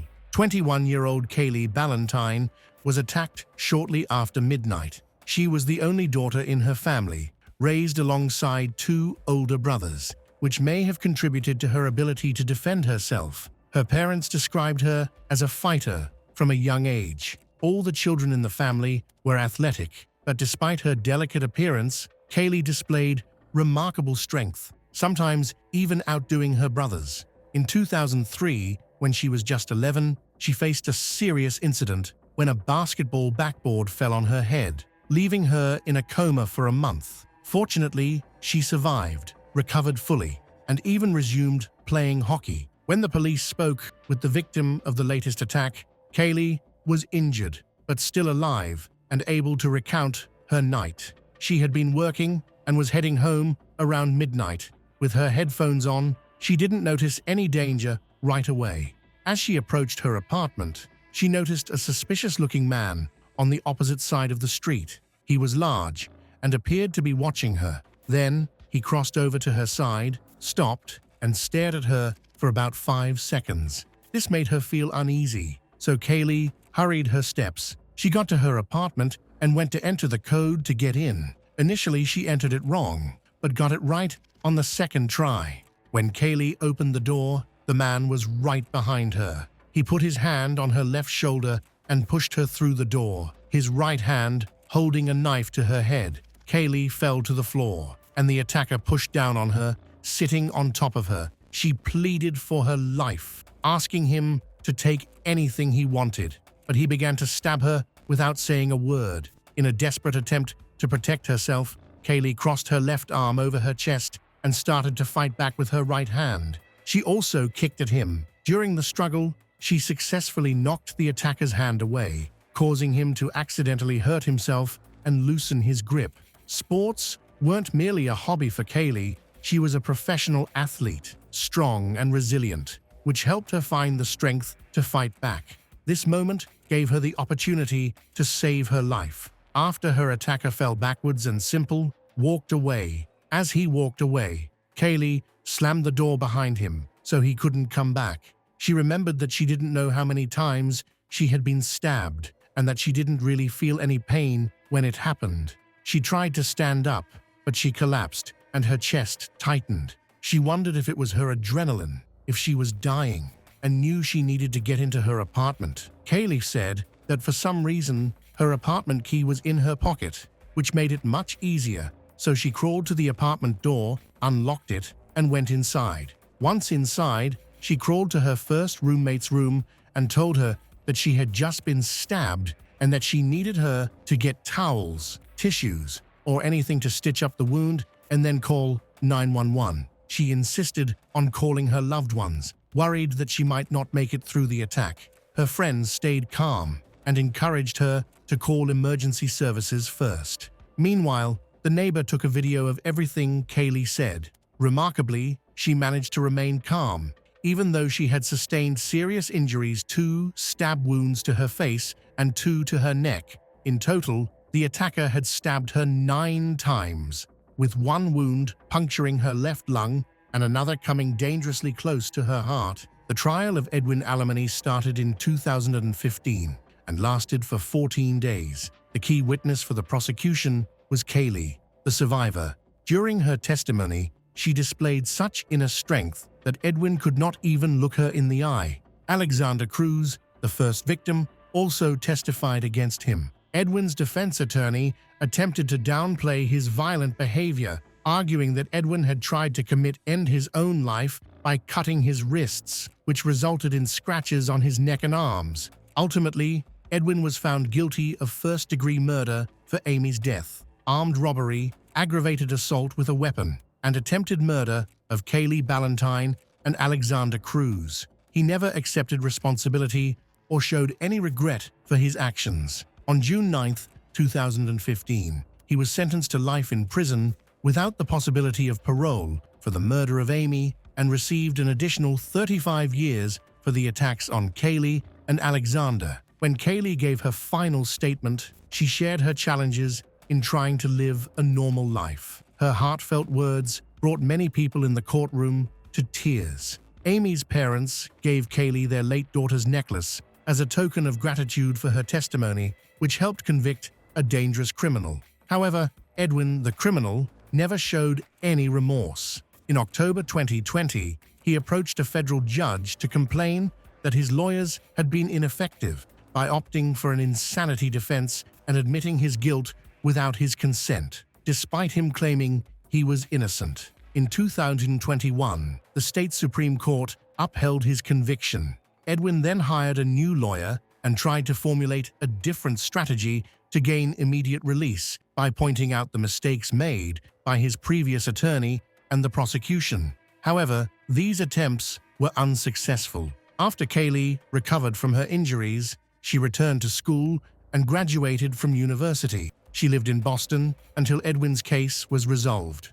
After that, she decided to move to California to find peace away from big cities, hoping to cope with her post-traumatic stress disorder. Gradually, she healed from her psychological trauma and even began to dream again, which felt like a significant achievement.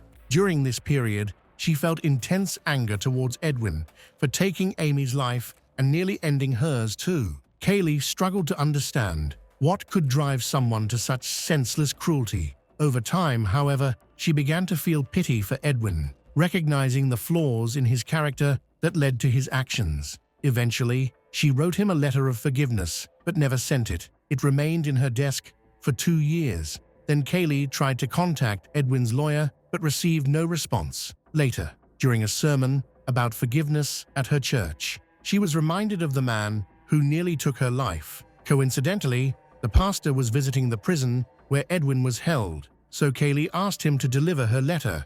2 weeks later, she received a response. In his letter, Edwin discussed his hard childhood. He was born in Puerto Rico and moved to the United States without speaking English. He shared the difficulties he encountered both at work and in his personal life, including experiences of bullying during his childhood. These challenges resulted in behavioral issues that ultimately led to him being in juvenile prison for a significant part of his youth. Initially, Kaylee felt compassion for him after reading the letter. but a few weeks later, she discovered that he was trying to appeal his case, claiming that his tough upbringing had broken him. This revelation made her question his sincerity, as she suspected he was trying to gain her sympathy. As a result, she decided not to reply to him. In the end, his appeal was denied, and he remains in prison. Kaylee hopes he is attending school and working on self-improvement. She believes he didn't ruin her life. Instead, he improved it.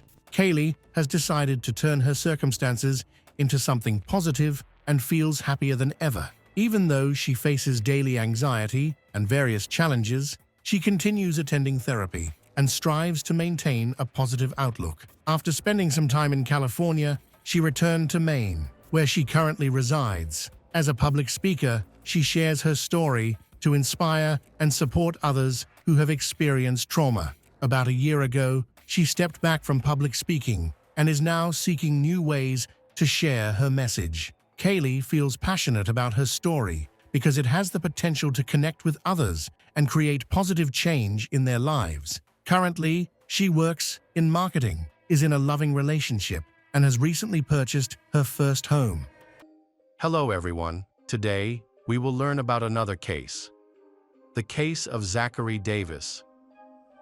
Zachary Everett Davis was 15 years old when he committed a particularly cold-blooded and senseless murder. Just a couple of years later, he gained notoriety on the internet after a chilling interview with Dr. Phil McGraw. In that interview, he details the murder, what he felt, and what was going on in his mind. The Davis family lived in Hendersonville, Tennessee. The family included Chris, the father, Melanie, the mother, and their two sons, Josh and Zachary, who were just a year apart in age. This close age made them more like best friends than typical brothers, as they spent a lot of time together playing and hanging out. Overall, the Davis family appeared to be happy and normal, except for Zachary, the younger son, who was a challenging child. He was quiet, shy, and emotionally distant, often displaying obsessive behaviors due to his sadness. Then, as Zachary grew a bit older, some strange symptoms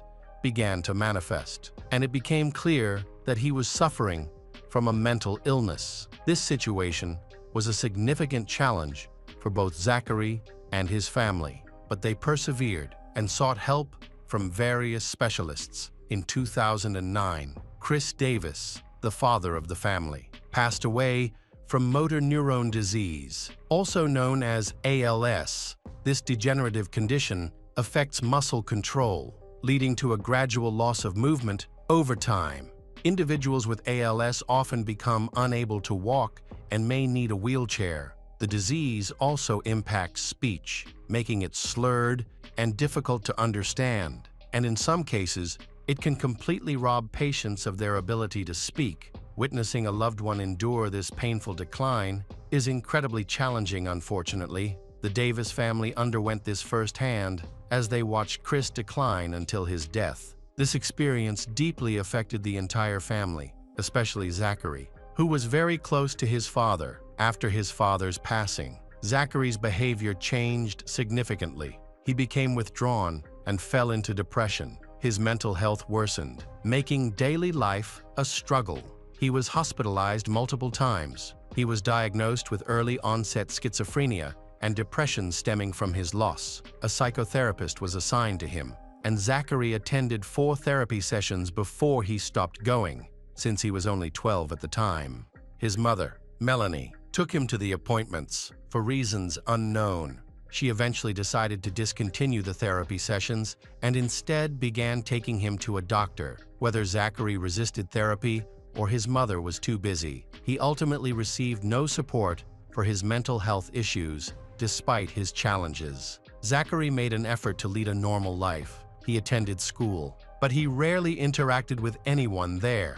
While he went to class, his classmates found him odd because he never initiated conversations. For instance, if someone smiled at him, he wouldn't smile back. He would simply look away. He only spoke when absolutely necessary, such as when a teacher addressed him or when an important question was asked. When he did talk, his voice was very soft, almost a whisper, As if he were hesitant to join the conversation, Zachary had no friends. Likely because he did not enjoy socializing or meeting new people, his only close companion was his older brother, Josh. They played and spent a lot of time together before their father's death. After Chris's death, Zachary became withdrawn and seemed to prefer that state. His classmates noticed that he wore the same hoodie every day and often kept the hood up when he was outside, which displayed unusual behavior, unlike his brother. Josh, who was active, participated in sports, had many friends, and frequently attended parties. Zachary chose to isolate himself in his bedroom. He showed little interest in going outside or engaging in a lively, varied life. He did enjoy reading and watching movies, especially horror films, which were his favorite genre. He also had a fascination with true crime documentaries and became overly engrossed in real-life criminal cases. Sometimes, idolizing the criminals, this interest was unhealthy. While watching crime films, Zachary exhibited no empathy for the victims and instead became captivated by the killers. Viewing them as role models, he kept multiple notebooks because he loved to write and draw. One of these notebooks was always with him and served as a diary where he recorded his feelings and daily experiences. When Zachary turned 14, he told his mother that he had started hearing voices. Specifically, there was one voice he heard every night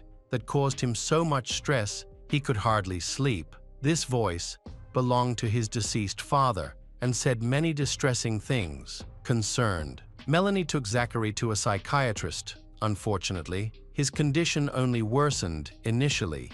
Zachary only heard the voice at night when he was trying to sleep, but eventually, it began to occur all the time, and he found himself constantly talking to it over the next few years. Zachary's mental health continued to decline, and he did not receive adequate support, although he had a diagnosis. He did not attend regular therapy sessions and likely wasn't on any medication after the loss of Chris. Melanie tried to balance work and household responsibilities while spending quality time with her sons. She worked hard to create a sense of normalcy in their lives by organizing family activities and planning fun outings. On August 10, 2012, Melanie took her sons to the movies, and they all had a wonderful time. After the movie, they returned home late and went to bed, however. Zachary had different plans for the night. He packed a backpack with notepads, pens, a toothbrush, a change of clothes, a ski mask, gloves,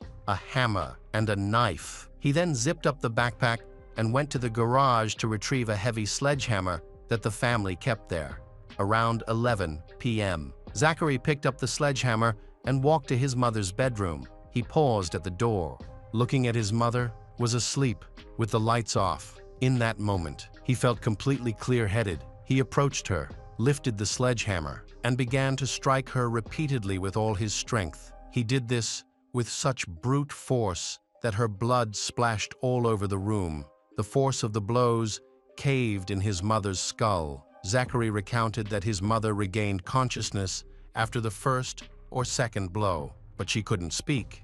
Instead, she started to have convulsions during this time. Her eyes were open, and Zachary glanced into her eyes while he struck her with the sledgehammer, even though his mother was looking at him. She was unaware of her surroundings or what was occurring. Zachary admitted that throughout the violent attack on his mother, he was laughing, describing it as joyful laughter. 15-year-old Zachary brutally killed his mother in just a few minutes, however. He had more planned. His older brother, Josh, who was 16 at the time, was asleep in his bedroom after killing their mother. Zachary went downstairs with a bloody sledgehammer, leaving a trail of blood in the hallway before leaving the weapon in the laundry room. There are conflicting reports about what he did next. Some say he took gasoline, while others claim he grabbed whiskey or another flammable liquid. Zachary then returned to his mother's bedroom and began pouring the liquid everywhere. He also soaked the game room upstairs with the flammable liquid. After setting fires in both rooms, he took a pre-packed backpack and left, allowing the house to burn along with his mother's body and his still-living brother. Zachary's plan went horribly wrong. He wanted the house fire to to destroy any evidence of his crime and to eliminate his brother. However, he made a critical error by setting the fires in 2 rooms and then closing the doors. This restricted the fire's spread, causing the smoke alarms to activate immediately. The noise of the alarms woke Josh. He jumped out of bed and rushed to his mother's bedroom. When he opened the door, he was met with a horrifying sight. His mother lying on the bed, covered in blood. In that moment, Josh realized he couldn't save her. She was already dead. Frantic, he ran out of the house to a neighbor's home and called 911. It's hard to fathom what must have been racing through Josh's mind. Everything unfolded so quickly. He woke to the fire alarm, discovered the blaze, and rushed to help his mother, only to find her lifeless body. The sequence of events unfolded rapidly, demonstrating how effectively the brain processes such situations. Emergency services arrived at the scene and extinguished the fire. Unfortunately, Melanie Davis was declared dead on sight, and the police began questioning Josh about what had happened. He immediately informed them that his younger brother, Zachary, who was gravely ill, was missing. Zachary had not been in the house during the fire, prompting the police to issue a missing persons report for him. This information was dispatched to all local police officers, and search teams quickly began their efforts. Knowing that Zachary could not have wandered far, he was located the following morning. About 10 miles from home, the police concluded that as soon as he left the house, he just kept walking, stopping occasionally to make entries in his notebook. When found, Zachary was covered in blood and was still wearing the same clothes in which he had killed his mother, although he had a change of clothes in his bag. It's unclear why he didn't use them. This aided the search since the police recognized him immediately. They knew he was the suspect and arrested him, taking him to the police station. There, Zachary Davis confessed to murdering his mother and believed his brother had died in the house fire. He intended to kill both his brother and mother, leaving home under the belief that his plan had completely succeeded. During the police interrogation, Zachary was cooperative, providing all the required information and answering every question. However, he showed no signs of guilt or remorse. He appeared cold and indifferent when recounting his actions. He spoke in a way that suggested he felt no emotions whatsoever. When investigators asked Zachary why he committed the act, he stated that he believed his mother deserved to die because she was not a good mother. He felt she had not properly cared for him and his brothers. Zachary said that she made him and his brother do everything around the house, including washing and cooking. He also said that they essentially had to raise themselves, which likely started around the time their father died. Zachary thought it would be futile to communicate his feelings to her. He believed that bringing up his concerns, expressing himself, or attempting to change her behavior would be pointless because he thought she would not listen. As a result, he believed his only solution was to kill her. However, this was not the only reason for the murder. Zachary also experienced distress because he heard the voice of his deceased father every night, which prevented him from sleeping. This voice communicated dreadful things to him. The voice Zachary heard primarily spoke about his mother, Melanie, claiming she was bad and deserved to die.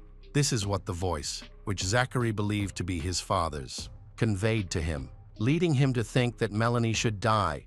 When the police asked Zachary how long he had been hearing these voices, he said they had been in his head for a long time. Zachary admitted he hadn't planned it for long. He had the idea and organized everything on the same day, carrying it out just a few hours later. He may have even decided to do it before they went to the movies, despite claiming that the idea was spontaneous. Zachary's resentment towards his mother had been building up for quite a while. Zachary explained in his interview with Dr. Phil McGraw that he chose the day of the incident because he was free and saw it as a good opportunity to act. During the interview, Dr. Phil asked Zachary what it sounded like when he struck his mother with a hammer, and in a chilling moment, Zachary smiled and described the sound as a wet, dull thud. He laughed several times throughout the conversation. Dr. Phil remarked that such laughter is often a sign of nervousness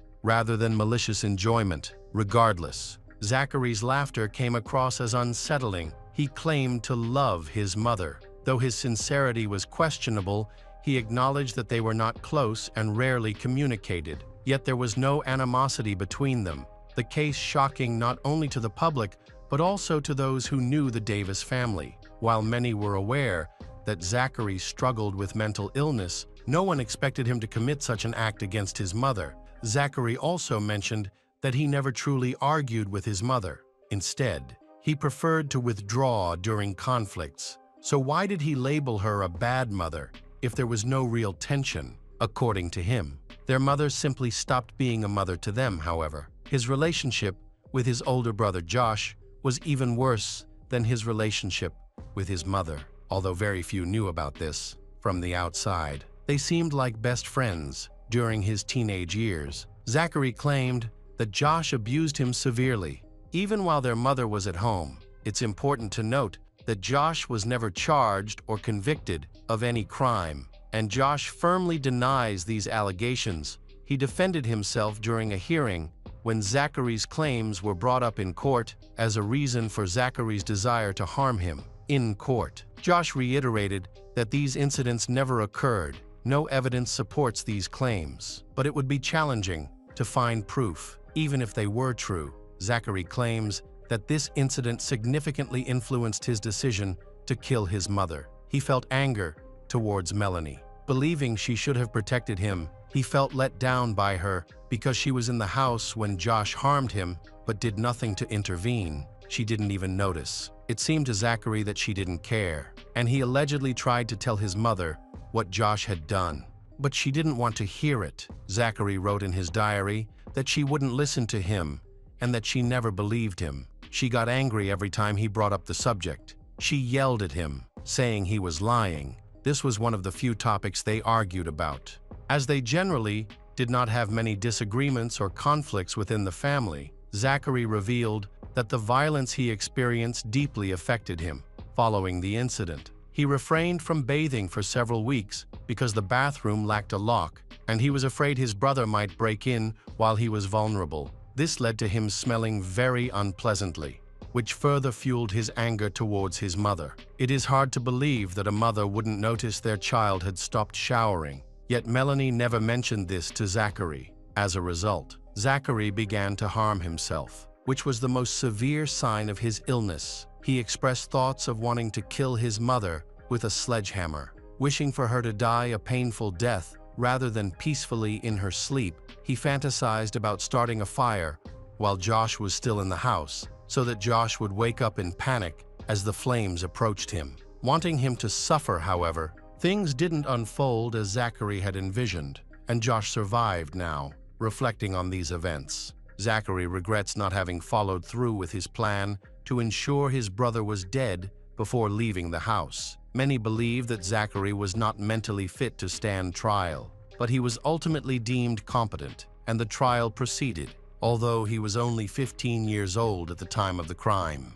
He was tried as an adult. Zachary's defense team presented several factors that may have influenced his actions. They highlighted the death of his father, the voices he claimed to hear from his father, the violence inflicted by his brother, and the alleged neglect he suffered from their mother, Melanie. These were presented as reasons for Zachary's behavior. However, a few days into the trial, an unexpected development occurred. When called to testify about his mother's murder, Zachary claimed he did not commit the crime. This was surprising, especially since he had previously confessed to the police and discussed the incident for months. He now stated that he had no knowledge of who killed his mother and later accused his brother, Josh, of the murder, saying he tried to cover for him by taking the blame. No one believed this new story.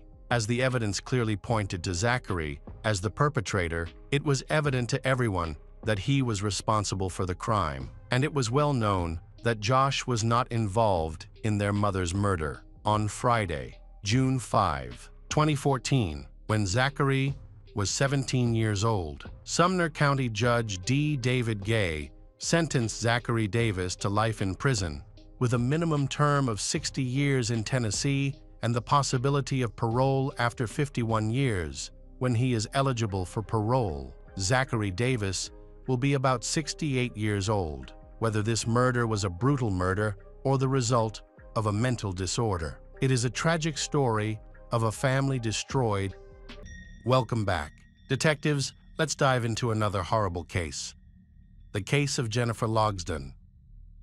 Tommy Smith was a third-year student at a local college. His girlfriend, Jennifer Logsdon, had just finished her first year at the same school before they met. Jennifer had been living in the dorms, but was bored with the constant partying. She wanted a quieter place to study when her longtime friend, Casey Johnson, decided to attend the same college. They saw a great opportunity to rent a house together. They all agreed on a small rental home in Peoria, Illinois, and pooled their money to make it work.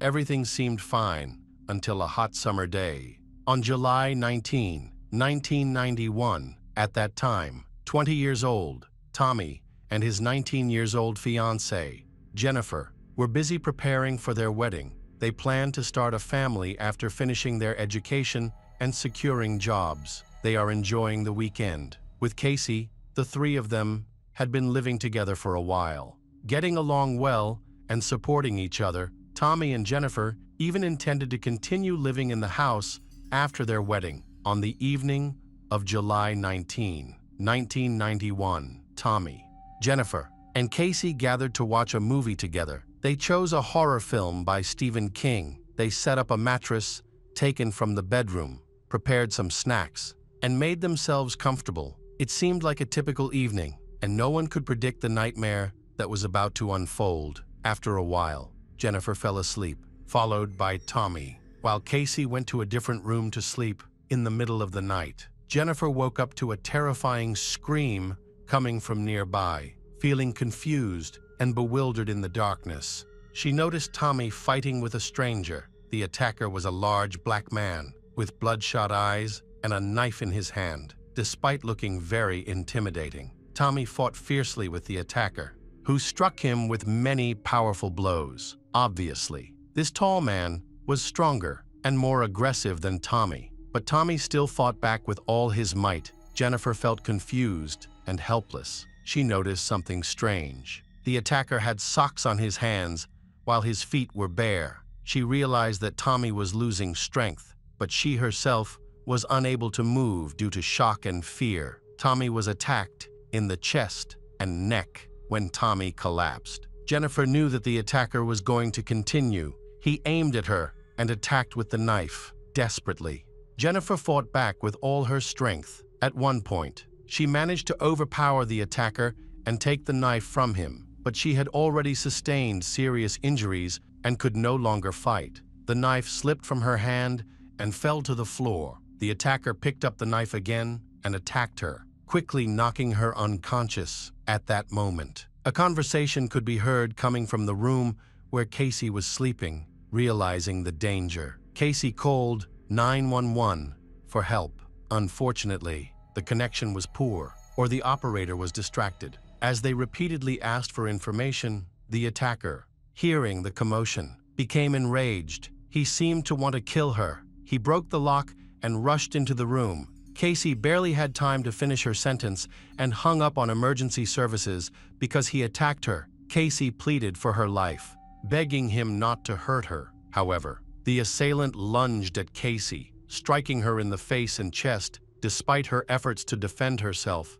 she was overpowered by the attacker during the struggle. The knife blade became badly bent and eventually broke off from the handle, leaving the assailant without a weapon. By this time, Casey had already suffered several serious injuries, including to her throat. After the incident, the attacker picked up the broken blade and fled the scene. Fortunately, Casey managed to call the police. Officers arrived at the house around 3 a.m. Upon entering, they were met with a horrifying sight: items scattered and equipment damaged, indicating that a violent struggle had taken place. Amidst the chaos, they found Tommy lying unconscious on the floor, with multiple injuries. Despite his injuries, he bravely protected Jennifer and Casey. Fortunately, Jennifer and Casey were still alive and remained conscious for several minutes After the police arrived, paramedics were on the scene. Attempting to save them,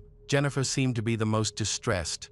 She expressed her fear of death and begged for help for Tommy and Casey. At that time, her boyfriend, Tommy, was unconscious, very pale, and had lost a lot of blood, but he was still breathing. Afterward, both Jennifer and Casey believed that they had survived the attack thanks to Tommy's brave actions. The attacker hit Tommy so hard that his knife bent and he lost much of his strength as a result. He was no longer able to inflict deep wounds, only superficial ones, however. Without immediate medical attention, both Jennifer and Casey would have died from blood loss. Fortunately, help arrived in time, and they were saved. They were taken to the hospital and placed in the intensive care unit. Their lives were very fragile. Tommy, however, was not as fortunate. He sustained the most severe injuries and bled to death. Passing away just after the paramedics arrived, his family was not surprised by his actions. They felt immense pride in him. Tommy was always selfless and loving,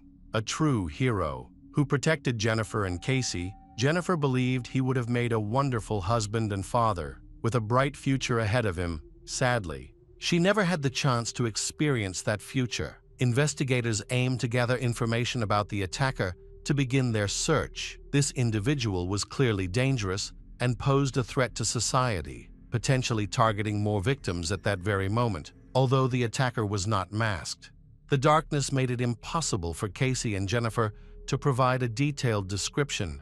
They could only say he was a strong black man. However, they did recall an important detail. He had socks on his hands and was barefoot. It appeared he had put on gloves just before the attack to avoid leaving fingerprints. But he did leave footprints, which could help identify him. Given this information, the police concluded that the suspect likely lived nearby, as it would be difficult to walk long distances on asphalt without shoes. This insight helped the officers narrow down their list of potential suspects to those with prior assault convictions. One suspect was ruled out because he was already in custody for another crime. Another young man, known for violent offenses, had a solid alibi.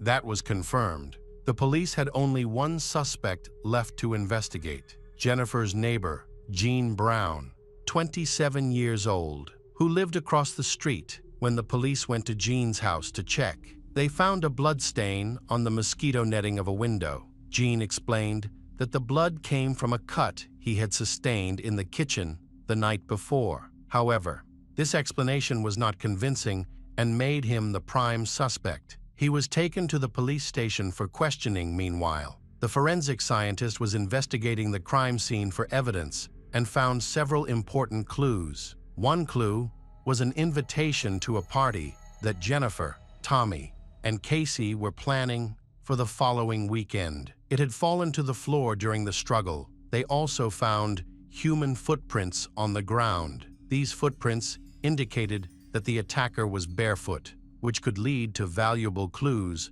upon comparison. It was determined that the footprint matched Jean Brown's. Additionally, forensic experts discovered tiny drops of blood in his hair. Jean understood that he was facing serious charges that could result in severe penalties. The investigators were pressuring him and encouraging him to confess so that he could receive a lighter sentence. Eventually, Jean began to share his version of events. He claimed that he only intended to confront Tommy, but when Tommy resisted, he lost control. Jean noticed that Jennifer had woken up, and, in a panic, he attacked her as well. Hearing a noise from Casey's room, he thought his only option to avoid arrest was to eliminate everyone in the house. However, he could not explain why he attacked them. The police were actively gathering evidence, confirming that Jean had broken into the house at night with the intention of stealing money and purchasing banned substances, a claim he later made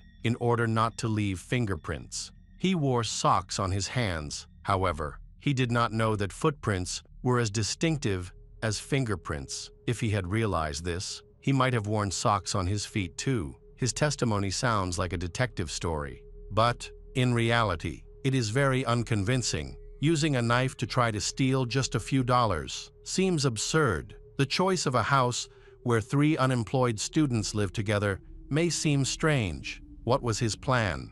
How could he buy banned substances without a strategy? These questions didn't align with the overall situation, and it seemed unimaginable that a small robbery could end with 3 people being brutally harmed. In this situation, investigators suspect that Gene's real targets were Casey and Jennifer. He may have wanted to abuse them. Perhaps that was the reason he attacked Tommy first. To eliminate the main threat to his plan, it appears Gene underestimated Tommy's resistance. After dealing with Tommy, he noticed that Jennifer had woken up and that Casey was already calling for emergency help. At that moment, Gene's plan began to fail. In a hurry, he turned his attention to Casey and Jennifer, believing he had already killed Tommy and Jennifer. He quickly tried to attack Casey, grabbed her purse, and fled with a broken knife. The investigation revealed that Tommy was the one who managed to wear out Gene during a prolonged struggle, although he fought bravely. Tommy sustained severe injuries. Casey played a crucial role in the fight. She managed to bend the knife blade and even knocked it out of Gene's hand. After that, the knife became more difficult to wield. Jennifer also suffered injuries, making her one of the most affected individuals alongside Tommy. Jennifer spent a significant amount of time in the intensive care unit, teetering between life and death, in addition to several stab wounds. She had a punctured lung. Fortunately, both she and Casey miraculously survived. Despite doctors' warning that they were extremely close to death, however, they continued to deal with the aftermath of the traumatic experience. One troubling aspect of the investigation was the apparent indifference of the neighbors. They lived in a quiet suburban area, known for its low crime rate, where there is almost no noise at night. Casey, Tommy, and Jennifer cried out for help, but local residents reported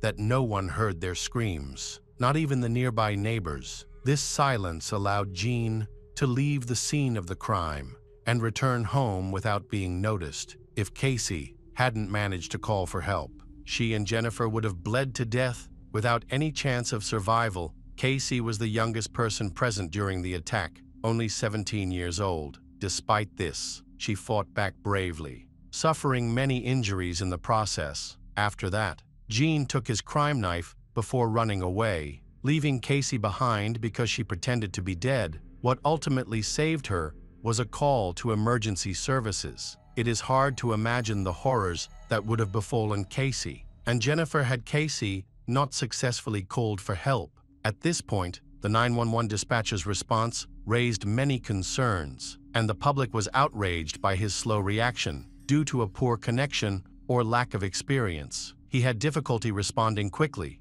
He repeatedly asked for clarification, revealing his uncertainty. This delay was significant, and a quicker response might have saved Tommy. During the subsequent interrogation, Gene provided more details about that tragic night. He claimed that he had been at home all day and that he was using banned substances, with his last use occurring just before dinner with his family. Then, when he ran out of banned substances, he decided to rob 2 young neighbors, Casey and Jennifer. For some reason, he was unaware that Tommy lived there permanently and that they had no money. It seemed that he had not planned the crime. It was a spur-of-the-moment decision. Gene was looking for an easy way to get money through theft so he could buy more banned substances. Gene had invaded their home with extreme brutality, shocking the community once again. The incident drew attention, particularly because it involved Gene, an African American,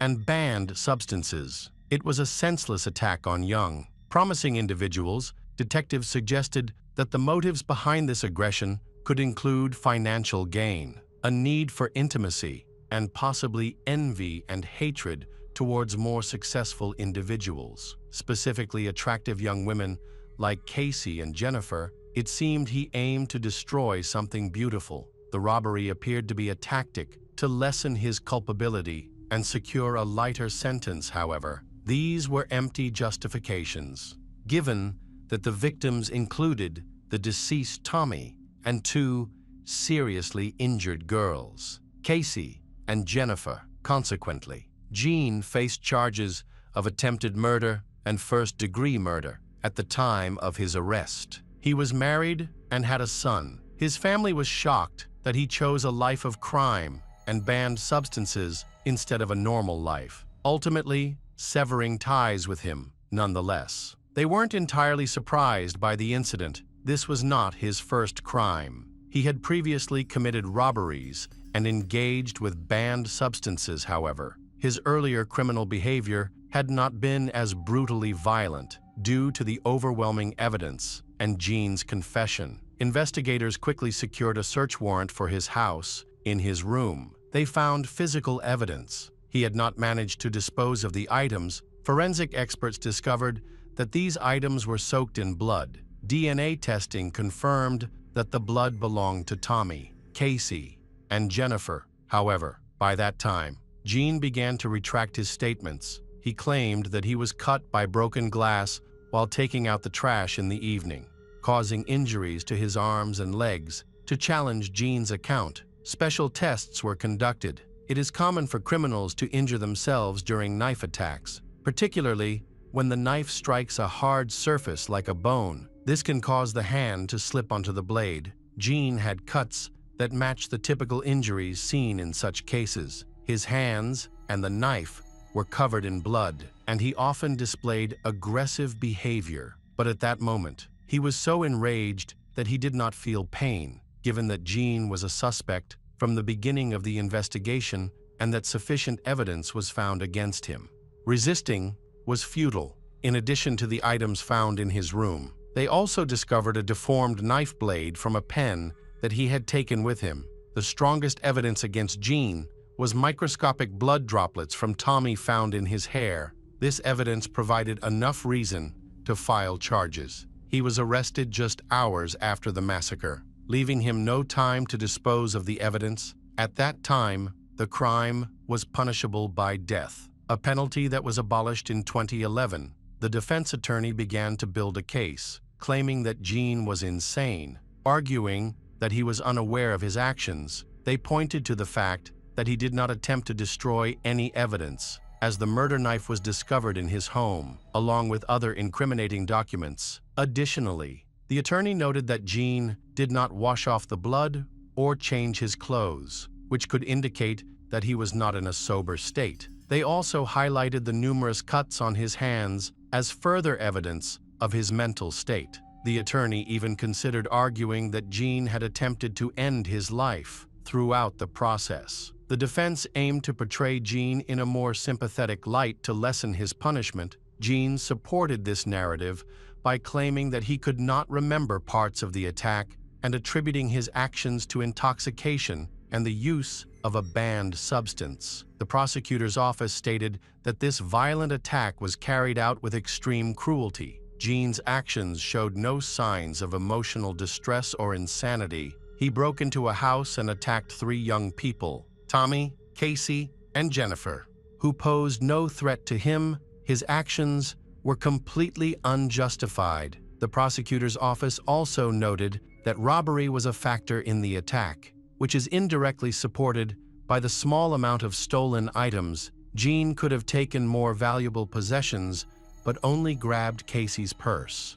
which had little money in it, as he fled. Furthermore, they believe Gene targeted the house primarily because he had malicious intentions toward Casey and Jennifer, with Tommy being the main obstacle. However, Gene's testimony changed several times. Leading up to the trial, he eventually claimed that he did not attack Tommy with a knife. Unexpectedly, he stated that Tommy was the one who grabbed the knife and used it against him. Gene insisted that he overpowered Tommy and took the knife during their struggle. He later fell into a state of emotional distress. Furthermore, Gene denied any intention to rob, claiming he had no idea how he ended up in their house. He attributed his confusion to his unstable mental state during the altercation. A knife handle was discovered at the scene. It seems Gene lost it during the struggle, and since he was fleeing in the dark, he didn't have time to retrieve it, leaving his fingerprints on it.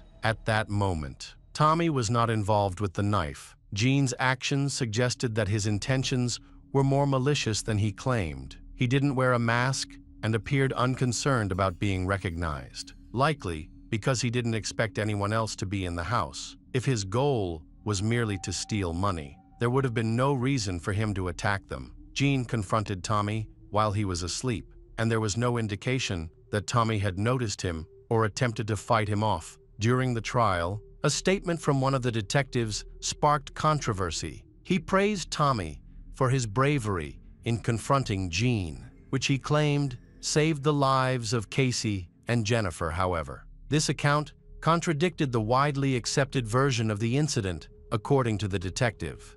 Tommy had tried to detain Gene, engaged in a struggle, and attempted to hold him down until the police arrived. Yet, there was no evidence to support this claim. Moreover, even if Tommy had tried, it clearly failed, as Gene managed to injure Casey and Jennifer and escape. Eventually, this version of the incident was dismissed. Surprisingly, Tommy's mother chose not to pursue the death penalty for Gene. Despite having lost her only son, she found the idea of Gene's mother grieving over her child's coffin because of her decision unbearable. Although Gene attempted to show remorse, the jury did not believe him. To avoid the death penalty, he struck a deal with the prosecution. He expressed regret for killing Tommy Smith and stated that he would rather end his life than have caused this pain. He mentioned that if he had known that the banned substance would lead to this, he would never have used it. By pleading guilty to murder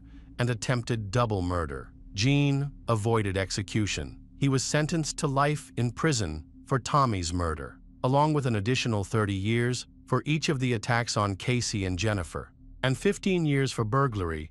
Gene was incarcerated on January 16, 1992. After the verdict, the lawyer submitted several appeals, suggesting there might be a change in the case. However, these claims were quickly dismissed due to the overwhelming evidence against Gene. He is currently serving his sentence at the Illinois Correctional Center. Casey and Jennifer are still recovering from the incident. They will always carry scars from the injuries inflicted by Gene. The emotional trauma was even more severe. Jennifer struggled for a long time to cope with Tommy's death, but eventually, she found a way to move forward, despite Gene's apologies. Casey and Jennifer could never accept them. They believed that the only appropriate punishment for Gene was execution, as he could not make amends for the harm he caused by killing Tommy, Casey, and Jennifer, who miraculously survived this senseless act of violence. Vowed to prevent any attempts by Gene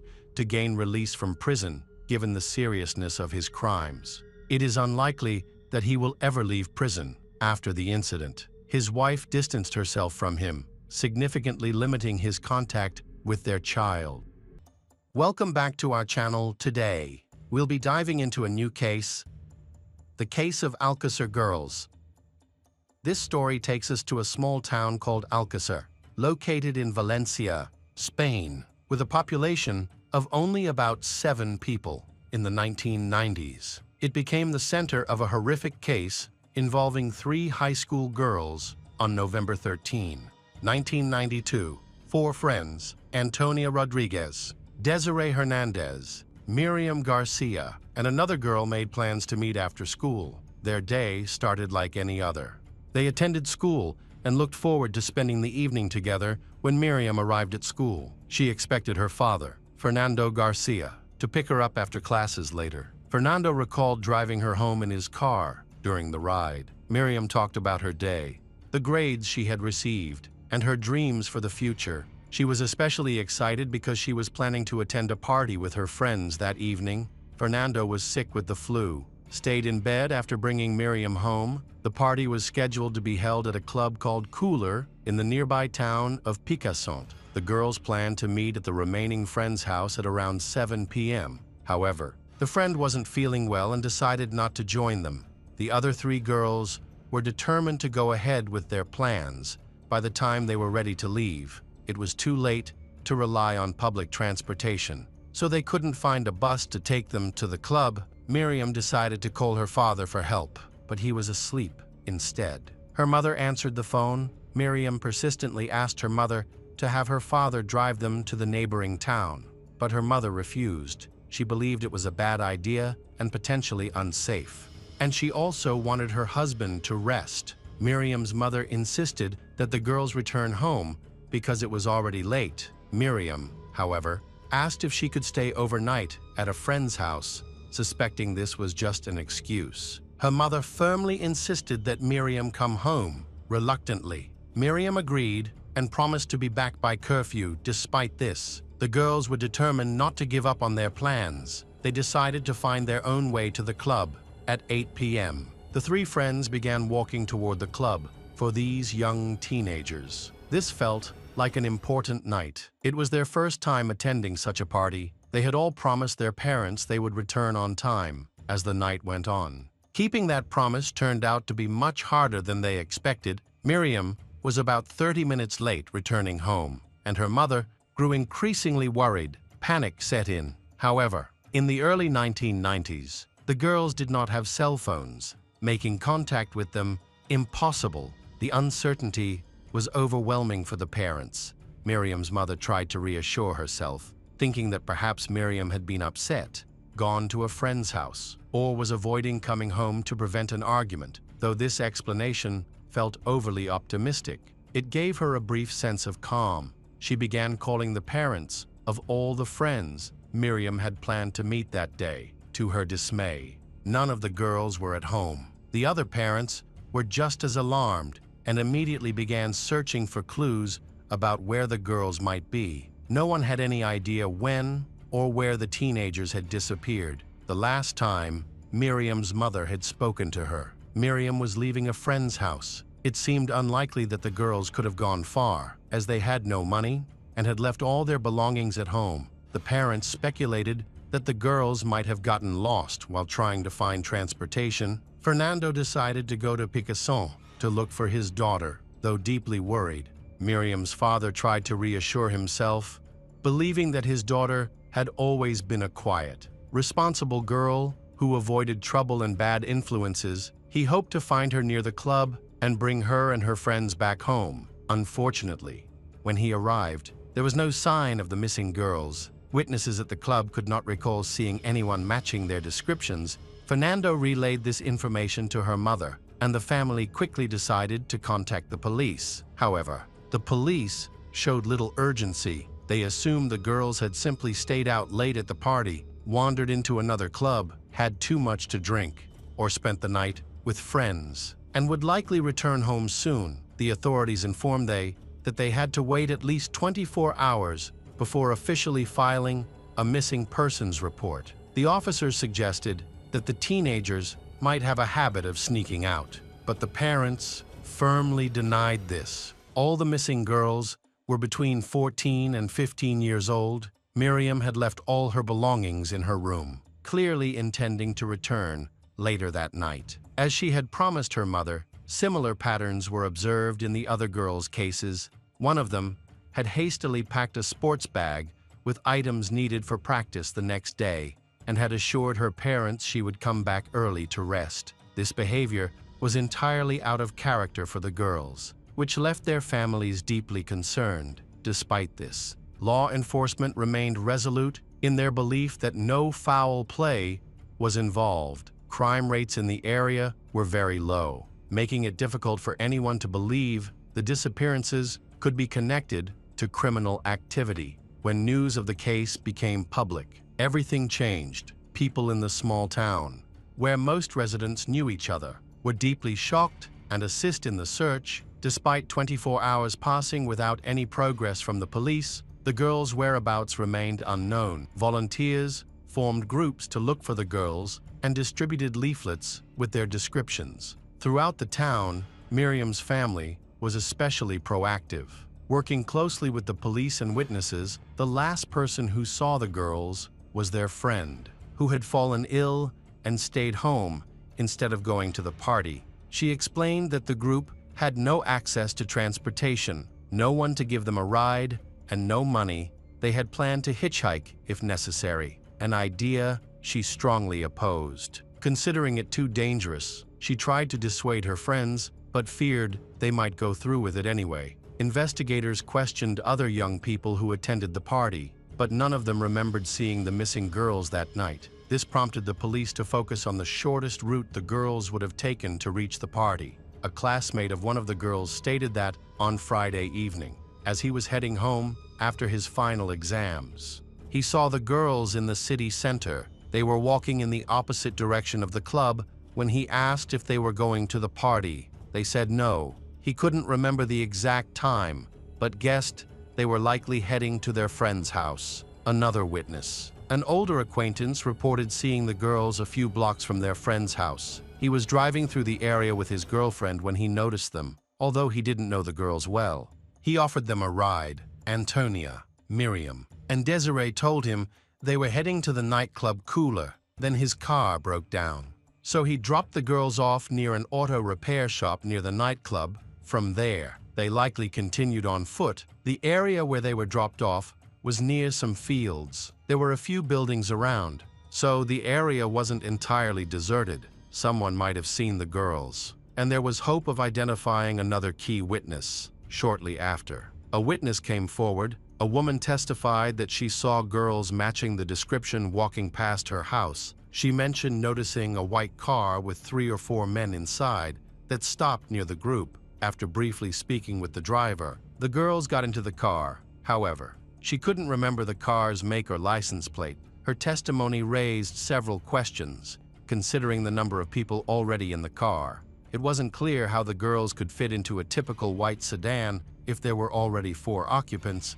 The search effort reached a standstill, and it appeared the police's interest in the case was waning. Just a few days after the rescue operation started, the girls' parents began to fear the case would be abandoned entirely. Faced with this situation, Miriam's parents intensified their efforts to gather community support. They handed out flyers and spread the word through radio, television, and newspapers. By this time, Fernando had put in significantly more effort than law enforcement, however.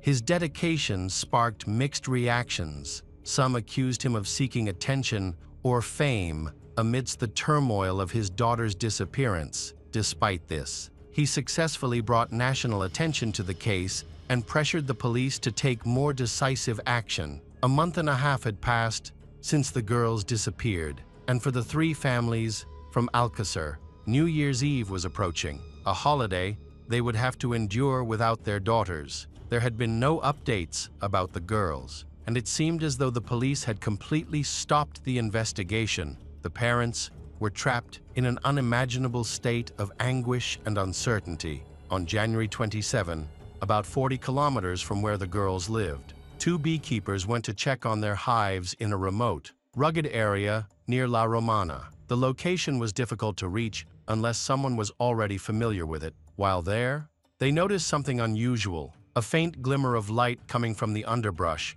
As they approached, they found a patch of disturbed soil with something protruding from it. Upon closer inspection, they realized it was a hand emerging from the loose earth. The hand wore a wristwatch, which had reflected the sunlight and caught their attention. The police were immediately notified of the discovery. Later that day, during an excavation at the site, the bodies of the missing schoolgirls were discovered. All 3 were buried together in a shallow grave, bound with ropes, wrapped in a carpet, and covered with dirt. Shortly afterward, an investigation team was assembled, but its members were inexperienced and unfamiliar with handling such cases. This lack of expertise led to several critical mistakes. The burial site was neither photographed nor properly examined, and it wasn't secured until hours after the police arrived. As a result, crucial evidence may have been trampled, overlooked, or entirely lost. Afterward,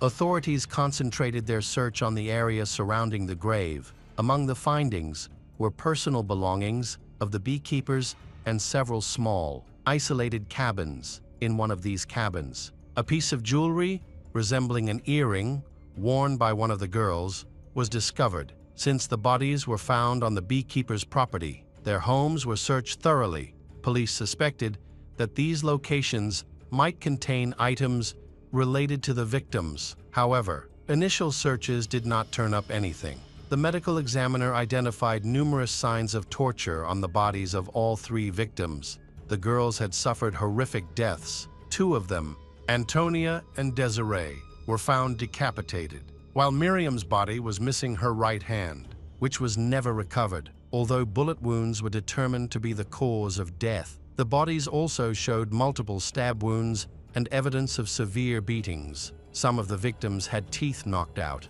It was clear they had been held captive for an extended period. Bound, subjected to starvation and dehydration, each girl endured brutal abuse and torture over several days, with some abuse continuing even after death. At the burial site, numerous DNA traces were discovered on the carpet, but the forensic technology of the early 1990s was too limited to fully analyze the evidence in and around the grave. Investigators found various unrelated items, fragments of clothing, rope, hairs, bone fragments, scraps of paper, and other debris at the time of the discovery. Fernando was in London, working to raise international awareness about the girl's disappearance. He had planned a press conference the following day to continue the search for the missing schoolgirls. Despite everything, he remained hopeful that the girls might still be found alive.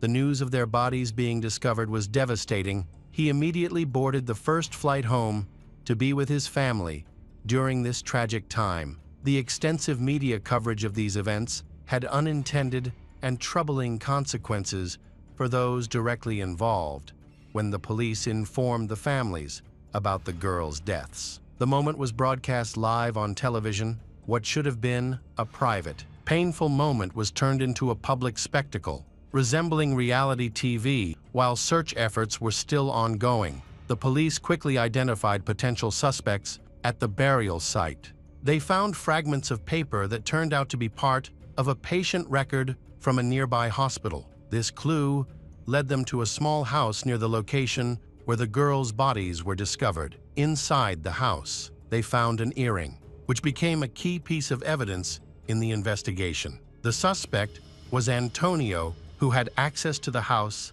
and a prior criminal record. However, the authorities could not apprehend Antonio, as he had disappeared, seemingly fleeing, which added to suspicions about his involvement. Forensic analysis determined that more than one person had attacked the girls. Investigators then turned their attention to Antonio's social circle, including his friend Miguel Ricard. Miguel was initially shocked to be under suspicion. Investigators noted that Miguel owned a white Opel Corsa car, and as mentioned earlier, a witness had stated she saw a white car stop next to the girls on the night of their disappearance. During his initial interrogation, Miguel stated that he hadn't seen Antonio in a long time, although they had been friends for years. Miguel said he didn't know Antonio's current whereabouts. He acknowledged that Antonio had psychological issues that could make him dangerous. Investigators suspected that Miguel's statements were an attempt to deflecting attention. Authorities accused Miguel of lying about his location during the girls' disappearance, suspecting he was trying to create a false alibi by claiming he was in prison at the time. Further investigation revealed that Miguel had only been jailed a few weeks after the murders. It remains unclear whether Miguel was genuinely mistaken or deliberately lying. Miguel grew up in a difficult household. His mother died when he was 3 years old, and he was raised by an abusive father. This upbringing led him to experiment with alcohol and banned substance. At 16, Miguel dropped out of school to support himself and began working. He spent some time working on a farm and later, at the age of 20, became a used car salesman. He lived with a girlfriend for several years, and when she became pregnant with their daughter, Miguel joined the Spanish army. After leaving the army, he returned home. At this time, he exhibited domestic violence, which put a strain on his relationship with his girlfriend. They eventually separated, and Miguel moved in with his close friend Antonio. Miguel and Antonio began committing crimes such as theft and stealing cars, which attracted police attention. Although Miguel had no history of violent behavior, Antonio's troubled past raised suspicions. Antonio was born in 1966 in Brazil to a large family that later moved to Spain from a young age. He exhibited a volatile and aggressive temperament, Often causing trouble in school and instigating fights, his behavior worsened during his teenage years, as he frequently skipped school and was rumored to carry a weapon. Eventually, Antonio became involved in criminal activities, forming a gang that targeted vulnerable men. The gang would lure their victims to isolated locations under false pretenses, rob them, and blackmail them for extended periods. During this time, Antonio developed addictions to alcohol and banned substance, eventually he becoming involved in banned substance distribution. His sadistic and abusive behavior also extended to his own family, leading them to report him to the police. His mother even obtained a restraining order to protect herself from his aggression. Antonio was eventually convicted of crimes related to banned substance dealing and violence against, receiving a 9-year prison sentence at the time of the murders of 3 schoolgirls. Antonio was on weekend leave from prison due to good behavior. After the murders, Antonio fled. During multiple interrogations, detectives obtained a confession from Miguel, seemingly solving the case. However, Miguel later repeatedly denied the confession, claiming it had been made under pressure and coercion. The guilt of both Antonio and Miguel still needed to be definitively proven. This disagreement caused tensions even among the victims' families. Meanwhile, the case unfolded under intense media scrutiny, gradually becoming a pivotal moment in Spain's legal history. From the beginning, police actions raised serious questions and sparked controversy. Miguel's confession lacked consistency, with his testimony changing each time. Additionally, the detectives' records appeared fragmented, leading many of Miguel's supporters to believe that investigators had manipulated him to obtain the answers they wanted. According to the official prosecution narrative, Miguel and Antonio met on the specified date late that evening. They were driving a white car down a road when they encountered 3 schoolgirls walking toward a club. After stopping near the girls, the latter appeared to feel uneasy. Miguel confessed that Antonio instructed him to help seize the girls and forcefully drag them into the car. The two then drove to a secluded area where they assaulted and abused the victims. They decided to move to a more remote mountainous location near an apiary. There, in an isolated cabin, they continued to torture and abuse the girls for days. Miguel stated in his confession that he tried to persuade Antonio to stop, but claimed Antonio ignored him and coerced him into participating. Miguel asserted that he complied out of fear for his own life. The girls reportedly cried and begged for release, but Antonio struck one of them on the head with a rock to silence her. After a prolonged period of torture, the perpetrators murdered the girls. They wrapped the bodies in a carpet and buried them on the apiary grounds. Miguel later retracted his confessions after consulting a lawyer. When Fernando looked into these allegations, he discovered that many interrogations had been inadequately documented. Additionally, there were no audio or video recordings of Miguel's confessions, leaving investigators to rely solely on written reports. This raised suspicions that something was being hidden throughout the case. Miguel faced significant challenges, including going through 7 different defense attorneys, which caused major delays as the investigation and his detention lasted 4 years. Shortly before the trial, a new lawyer joined the case and had to review over 800 documents, including confessions and expert reports. During this time, advancements in forensic science enabled more detailed DNA analysis. Investigators had collected numerous samples of bodily fluids, hair, and blood during the investigation. However, they could not be fully analyzed with the forensic techniques available in the early 1990s. Now, updated methods made such investigation possible. Just 1 day before the trial, Fernando requested a delay to conduct additional analysis of this evidence. He contacted an independent forensic expert with experience in criminal cases. He quit his job and devoted his life entirely to the investigation, which took a heavy toll on his personal life. His marriage suffered greatly, and his wife later admitted that the tragedy had reduced their relationship to a mere shadow of what it once was. The tragedy also severely impacted Fernando's wife, whose health declined over the years. She battled cancer and ultimately refused a liver transplant, saying it should go to someone who truly wanted to live. By the time the trial began, she had passed away. The case of Alcácer girls undoubtedly became the most high-profile case in Spain's history. A heated confrontation unfolded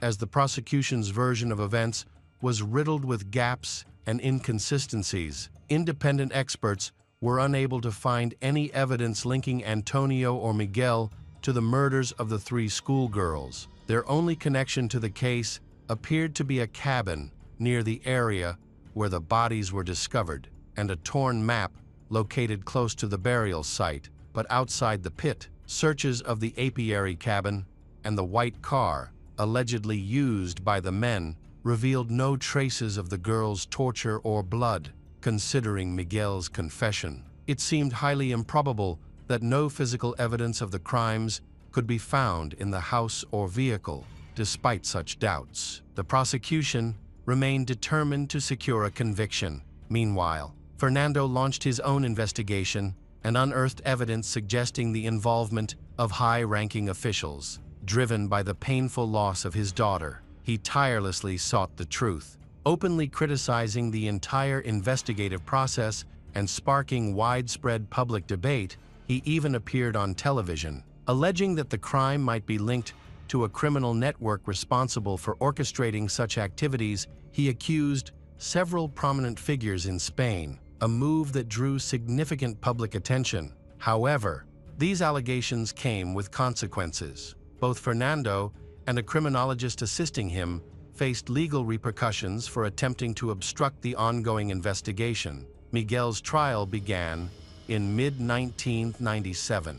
By that time, he had already spent 4 years behind bars. He was expected to receive a severe sentence for the crimes he was accused of, despite the lack of concrete evidence. Miguel was convicted of kidnapping, abuse, and murdering the 3 victims, and sentenced to 170 years in prison. In 2010, Miguel appealed to the European Court, which ruled in his favor. Stating that the sentence constituted cruel punishment, the European Commission argued that indefinite prison terms could make inmates increasingly uncontrollable and violent toward other prisoners and staff. Miguel was later released in 2013, following a ruling by the Court of Justice of the European Union. As for Antonio, his whereabouts remain unknown. It was suspected that he had attempted to flee the country, although briefly detained in Ireland for traveling without a ticket. He disappeared shortly afterward. Some speculated that he allegedly jumped into the sea off the coast of Ireland to end life. Many believe he successfully escaped abroad,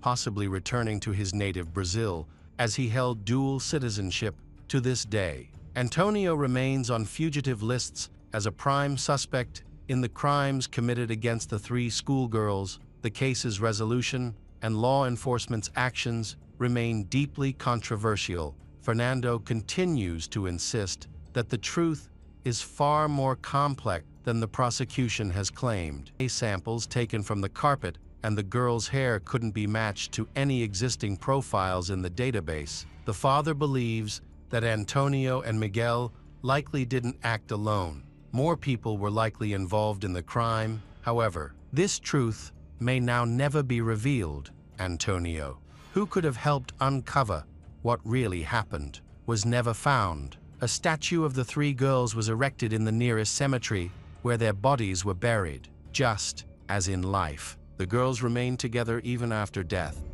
Welcome back to our channel. Today we will explore a new case, the case of Linda Curry.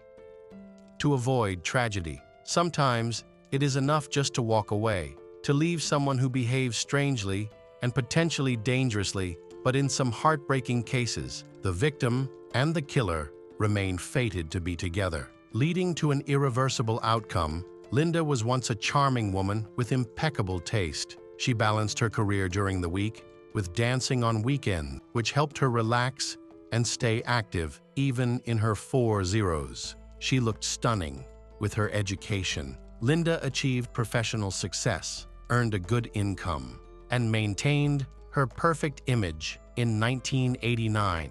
She met Paul Curry at work. Paul quickly impressed Linda with his intelligence. Their relationship gradually developed into marriage, which took place on September 12, 1992, in Las Vegas. Compared to the accomplished Linda, Paul seemed rather ordinary, leaving many to wonder why such a successful woman was attracted to him. Although Linda spoke of him with admiration, their friends felt the couple lacked harmony. Paul was short and not particularly noticeable. Except for his intelligence, he lacked wealth and career success, which he often attributed to his age. Many found Linda's choice unusual. Her friends felt she was simply flattering herself by being with a younger man who was 13 years her junior, about a month after the wedding. Linda called her friend Mary Siebold to tell her that Paul wanted to buy her $1 million life insurance policy, and Paul is the beneficiary. Soon after, Linda began to experience strange and disturbing changes in her life. Previously full of life and energy, she was now tired all the time, and her appearance was affected. These symptoms caused Linda's relatives and Mary to begin to suspect that Paul might be the cause of Linda's declining health. Paul firmly denied these suspicions and even threatened to sue Mary for slander after she made some unfounded comments. However, this did not alleviate her suspicion that Paul might be behind Linda's difficulties. Mary continued to contact Linda and noticed that she was becoming increasingly weak, sensing that something was wrong. Mary advised Linda to leave Paul, believing that he could be a threat. However, Linda insisted that Paul was not the cause of her health problems. She often spoke highly of Paul, describing him as a loving and devoted husband who showed his affection through compliments and romantic gestures. Linda believed that her problems could stem from the stress of her job rather than her relationship. Despite seeing doctors regularly, Linda's health continued to worsen. The medications prescribed had no noticeable effect. Back in the 1960s, when Mary and Linda worked at a nuclear power plant, Linda was known for her impeccable fashion sense, and Mary was often surprised by how she maintained her figure despite enjoying food. During their regular meetings at work and outings, the two women formed a strong bond, sharing everything about their lives. Mary admired Linda's exceptional taste as she skillfully matched outfits, shoes, bags, and accessories. Mary and Linda shared a passion for fashion and beauty. They were also ambitious, career-focused individuals determined to succeed in their respective fields. Linda advanced quickly in her career. She started as a secretary and eventually became a manager with her own office. Linda had been married twice, but had ended both marriages. Afterward, she began a long-term relationship with an insurance agent named Bill Sandretto. They dated for over 8 years, but they never chose to get married. Primarily because Bill valued his independence, Linda and Bill went through multiple breakups during this time, but they always reconciled since the 1980s. Linda has become the head of the department and started earning a good income. Linda was enthusiastic about spending money, but she made an effort to avoid impulsive purchases. She managed her budget well and planned to make several major purchases. In addition to maintaining her fashionable appearance, she bought a car and a spacious house in San Clemente, California. This house was the dream home she had envisioned for many years. Finally, she was able to buy it for herself, marking a significant milestone that confirmed her success. This achievement filled Linda with pride. In early 1989, around the time of Linda's 45th birthday, her relationship with Bill came to an end. Paul, a consulting engineer hired at her company, frequently encountered her. He had a background in nuclear engineering and was a young professional with experience in power plant safety organization. However, he was seen as somewhat eccentric and quickly earned a reputation for being selfish and arrogant. His behavior was often deemed unacceptable, and he used his intelligence as an excuse for it. While Paul was indeed intellectually gifted and outperformed many of his colleagues based on his achievements, he also claimed to have won $26 in the lottery on his first try. which he attributed to careful calculation. Additionally, he belonged to an international community of high IQ individuals and often showcased his certificates. However, aside from that, he lacked any notable accomplishments. Paul was intelligent and charming, which impressed his boss, Linda, who quickly fell in love with him after 3 years of dating. They decided to marry. Fulfilling a long-held dream of Linda's, Linda often described their relationship as very loving, which seemed to justify her choice, even though she later confided to friends that there was no intimacy between them. As Paul showed little interest shortly after their marriage, Paul suggested they merge their finances there. Linda contributed most of the income to their household, although they had plenty of money initially. Linda soon realized that her salary was not enough to cover their expenses. Despite her careful budgeting in the past, she found it increasingly difficult to save, and her funds were nearly depleted each month before her next paycheck. When she investigated the issue, she discovered that Paul had been using their joint finances to support 2 ex-wives and 3 children, whom Linda had not known about before their marriage. He dismissed this as a minor deception, and unfortunately, Linda believed him. This revelation surprised her friends, as she had always been financially responsible. As their marriage continued, Paul displayed increasingly suspicious behavior, leading to repeated concerning incidents, along with the story of the insurance contract. This raised red flags since he entered the marriage without any assets. While Linda owned a large mansion, multiple cars, and had invested in designer renovations, she still dressed elegantly and had a taste for expensive items, none of which Paul possessed. Paul must have known that his wife already had several life insurance policies in place, but he was not listed as a beneficiary on any of them. Her sister, ex-boyfriend, and other close relatives were. Instead, there seems to be no good reason for a new insurance policy. Many suspect that his motives were driven by a desire to gain financially in the event of her death, and many began to seriously fear that he would not just wait for such events, but might somehow expedite the process. Just 6 months into their marriage, Linda began to doubt her husband's true intentions. Around this time, her friend Frankie Thurber went through a divorce and found herself in a tough situation. In 1993, Linda offered Frankie a temporary place to stay in her mansion. Influenced by Frankie's experiences, Linda started to question whether her husband genuinely loved her, thinking he was trying to exploit their relationship.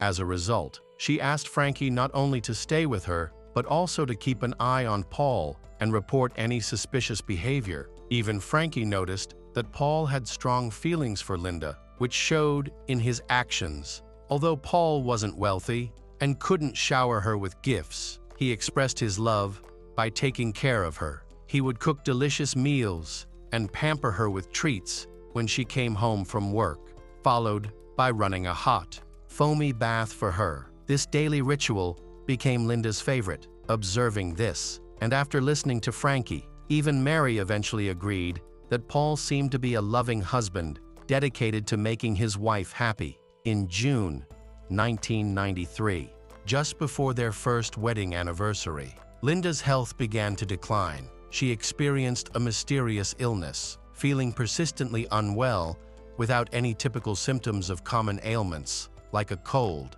Instead, she suffered from ongoing stomach issues. Her condition worsened rapidly, and within a few days, she was hospitalized. By then, Linda was unable to get out of bed, shocking everyone around her, including her doctors. As she was once a healthy and vibrant 45-year-old woman, despite extensive examinations, the cause of her illness remained undetermined. In early July 1993, Linda was admitted to a hospital in Samaritan due to gastrointestinal problems. She was given a private room and assigned a qualified nurse for her care. Paul, her husband, stayed by her side and did everything he could to support her. 2 days after the admission, the nurse connected Linda to an IV for hydration and briefly left to attend to another patient. When the nurse returned, she noticed something alarming. The saline bag appeared unusually dark. The fluid looked cloudy and slightly yellowish, suggesting that something might have been added to it. The nurse quickly disconnected Linda from the IV, took the bag for lab analysis, and reported her findings to the hospital management. On that day, Linda received a visit from her ex-boyfriend Bill, who was shocked by her frail appearance. Linda looked emaciated, as if she was struggling to survive. Within a week, she decided to go home, despite having difficulty walking, and was discharged from the hospital. However, her happiness was short-lived. Just 21 days later, she was readmitted due to a stroke. Linda nearly died, but was saved at the hospital. Subsequently, an analysis of her IV bag revealed a dangerously high dose of the painkiller lidocaine, which should not have been present for intravenous use. The medical center's management contacted the police, prompting an investigation that focused on one suspect, Paul, who was accused of attempting to poison his wife. Despite these alarming developments, Linda maintained that she loved Paul and had no plans to leave him. Did she realize that he might be the poisoner? It's possible that she simply pushed such thoughts away and didn't want to believe them. Meanwhile, her friends and family rallied against Paul, urging Linda to end the relationship for her safety. Nevertheless, she chose to stay with him. Linda eventually recovered from her mysterious illness, but the investigation into the poisoning stalled without any conclusions. Just 5 months later, in December 1993, Linda fell ill again with the same mysterious illness that doctors could not diagnose. Paul took her to a different hospital in Mission Viejo, where no one knew him, although he expressed distrust in the local specialists. The doctors there largely repeated the same diagnoses and conclusions as before. It appeared that Linda was being poisoned slowly. The medical staff also began to suspect her husband, who was always nearby. A nurse was assigned to monitor and care for Linda. She secretly communicated with Linda and warned her that her husband might have ulterior motives. A few days later, a similar incident occurred to one that had happened 5 months earlier. The nurse had briefly stepped out, leaving Paul alone with Linda. When the nurse returned, Paul was missing, and the IV drip bag looked different. It was later analyzed and found to be contaminated with unknown substances. The medical staff was already suspicious of Paul, believing he might be involved in an attempt to harm Linda to ensure her safety. They even placed a warning sign at the entrance of her room, with the content prohibiting Paul Curry from entering without an escort. The police were called back to Linda's room, where she explained that Paul had significant credit card debts, yet she insisted he was a wonderful, devoted, and loving husband. She maintained that he was very kind and could never harm her. It was possible that both medical institutions had misjudged the situation. When investigators interviewed Paul, he insisted that he had no idea what was happening to his wife and was simply waiting for her recovery. However, case records revealed a troubling discovery during searches of their mansion. In Paul's room, on his dresser, were all the life insurance policies taken out on his wife. This raised suspicions after Linda was discharged from the hospital. She spoke with Frankie, who confirmed that she had not placed the documents there, which meant Paul had done it. There was no one else involved. It was evident that Paul aimed to profit from her death. Despite this, Linda did not believe he was capable of such a terrible act. Nearly 6 months later, on June 9, 1994, Mary received an email from Paul, informing her that Linda was feeling worse than ever and that an ambulance had been called. He believed Linda was dying and urged Mary to come and support her. Later, around midnight, Paul called 911, claiming he had awakened to find his wife not breathing. In subsequent conversations with Linda's family and the police, he maintained that he sensed something was wrong, saw that Linda was barely breathing, and tried to perform artificial respiration, but she did not respond, prompting him to call for emergency help. By the time Linda arrived at the hospital, she had already died. Paul appeared to be a heartbroken widower, crying on the shoulders of Linda's family and friends, while they all quietly suspected him of murder. During the autopsy, the forensic expert found an unusual mark behind Linda's right ear, which they believed might be a sign of a syringe injection. A toxicology report later showed that Linda had a lethal amount of nicotine in her blood. This was particularly puzzling since Linda had never smoked. How could nicotine have entered her system? Consequently, her death was ruled a murder. But authorities found no evidence linking Paul to the crime. There were no syringes or needles at the scene, and the IV bags from previous cases did not have Paul's fingerprints. Meanwhile, Paul attempted to claim $1 million in life insurance from his deceased wife because he had previously successfully convinced Linda to purchase a new policy. Soon after Linda's death, it was discovered that she had handwritten a note, leaving half of her estate to her sister. This infuriated Paul, who sought legal advice to claim the entire inheritance, but he was unsuccessful. Everything had to be divided. In the end, Paul Curry collected $419 from Linda's 2 life insurance policies and her retirement plan. It also came to light that all of Paul's educational and professional credentials were forged. Even the supposed International Organization of Intellectuals was a scam. He hadn't even graduated from college. As a result, he was fired from his job. Now, these incidents were decided to be viewed in a new light. In 2002, the former state prosecutor retired, and a new one took over, showing immediate interest in Linda's case. At the time of Linda's death, he was still in law school, but he had since become the district attorney and was eager to make a name for himself. He was particularly intrigued by the media used to store evidence from the mid-90s, especially the extensive analysis of microcassette analysis. All conversations with suspects and witnesses had been recorded, including an interview with Linda conducted shortly before her death while she was in the hospital in August 19, 1993, during the investigation. Authorities believed Linda was a victim of poisoning and sought to identify any potentially dangerous individuals in her life who might want to harm her. Mary quickly named one suspect, Paul Curry.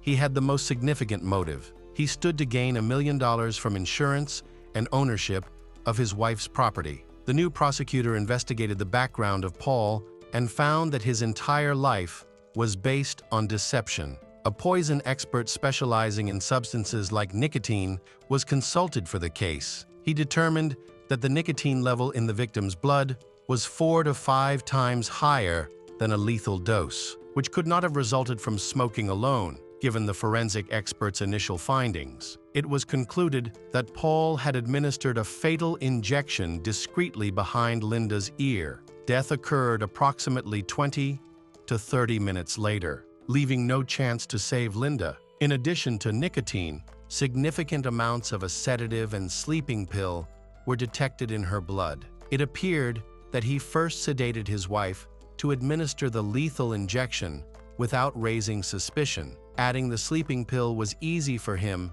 since he often cooked for Linda and experimented with different sauces and spices. A neighbor testified that Paul went to the store for cigarettes that evening. However, it was clear that Linda could not have absorbed such a high dose of nicotine even if she had smoked 5 packs. The nicotine must have been injected. After losing his job, Paul relocated to Kansas, where he remarried and had a son. He initially worked as a used car salesman and did well, but later grew bored and switched to being a building inspector. During this time, he had never broken the law and seemed to be a good family man and a respected member of the community. On November 9, 2010, Sergeant Schull questioned Paul Curry under the pretense of questioning him as a potential witness in an unrelated case. In reality, they aimed to discuss Linda's death. Paul, believing they were out-of-state police officers unfamiliar with him and his late wife, began talking freely when asked about his past relationships. Without requesting any identification, to the officer's surprise, he shared a story that contradicted his earlier statements. This led to the decision to arrest Paul Curry for revealing too much information. 16 years after his wife's death, Paul was finally held accountable. Unfortunately, justice did not hurry, and he did not appear in court until September 2014. During this time, he had spent all that time in jail Paul faced charges of premeditated murder, which, according to state law, could result in life imprisonment without the possibility of parole. The defense attorney employed a typical strategy of denial, arguing that the prosecution lacked direct evidence connecting Paul to Linda's murder. The defense claimed that Linda had given herself a nicotine enema, supposedly based on someone's suggestion of this unusual treatment for her stomach pain. Meanwhile, the prosecution stated that a sedative was found in her blood. Noting that there was no prescription for it and that it wasn't provided by the hospital, they alleged that Paul had given his wife the drug to sedate her before the murder. The prosecution also claimed that Paul was the only person in Linda's life with a serious motive and had been alone with her for at least 6 hours prior to her death, clearly having done something to her, as there was no one else who could have done it. After both sides presented their arguments, the jury went into deliberation, which lasted a day and a half. As a result, Paul Curry was found guilty of first-degree murder with the intent to profit, and he was sentenced to life in prison. Paul never admitted his guilt, so the exact circumstances surrounding Linda's death remain a mystery.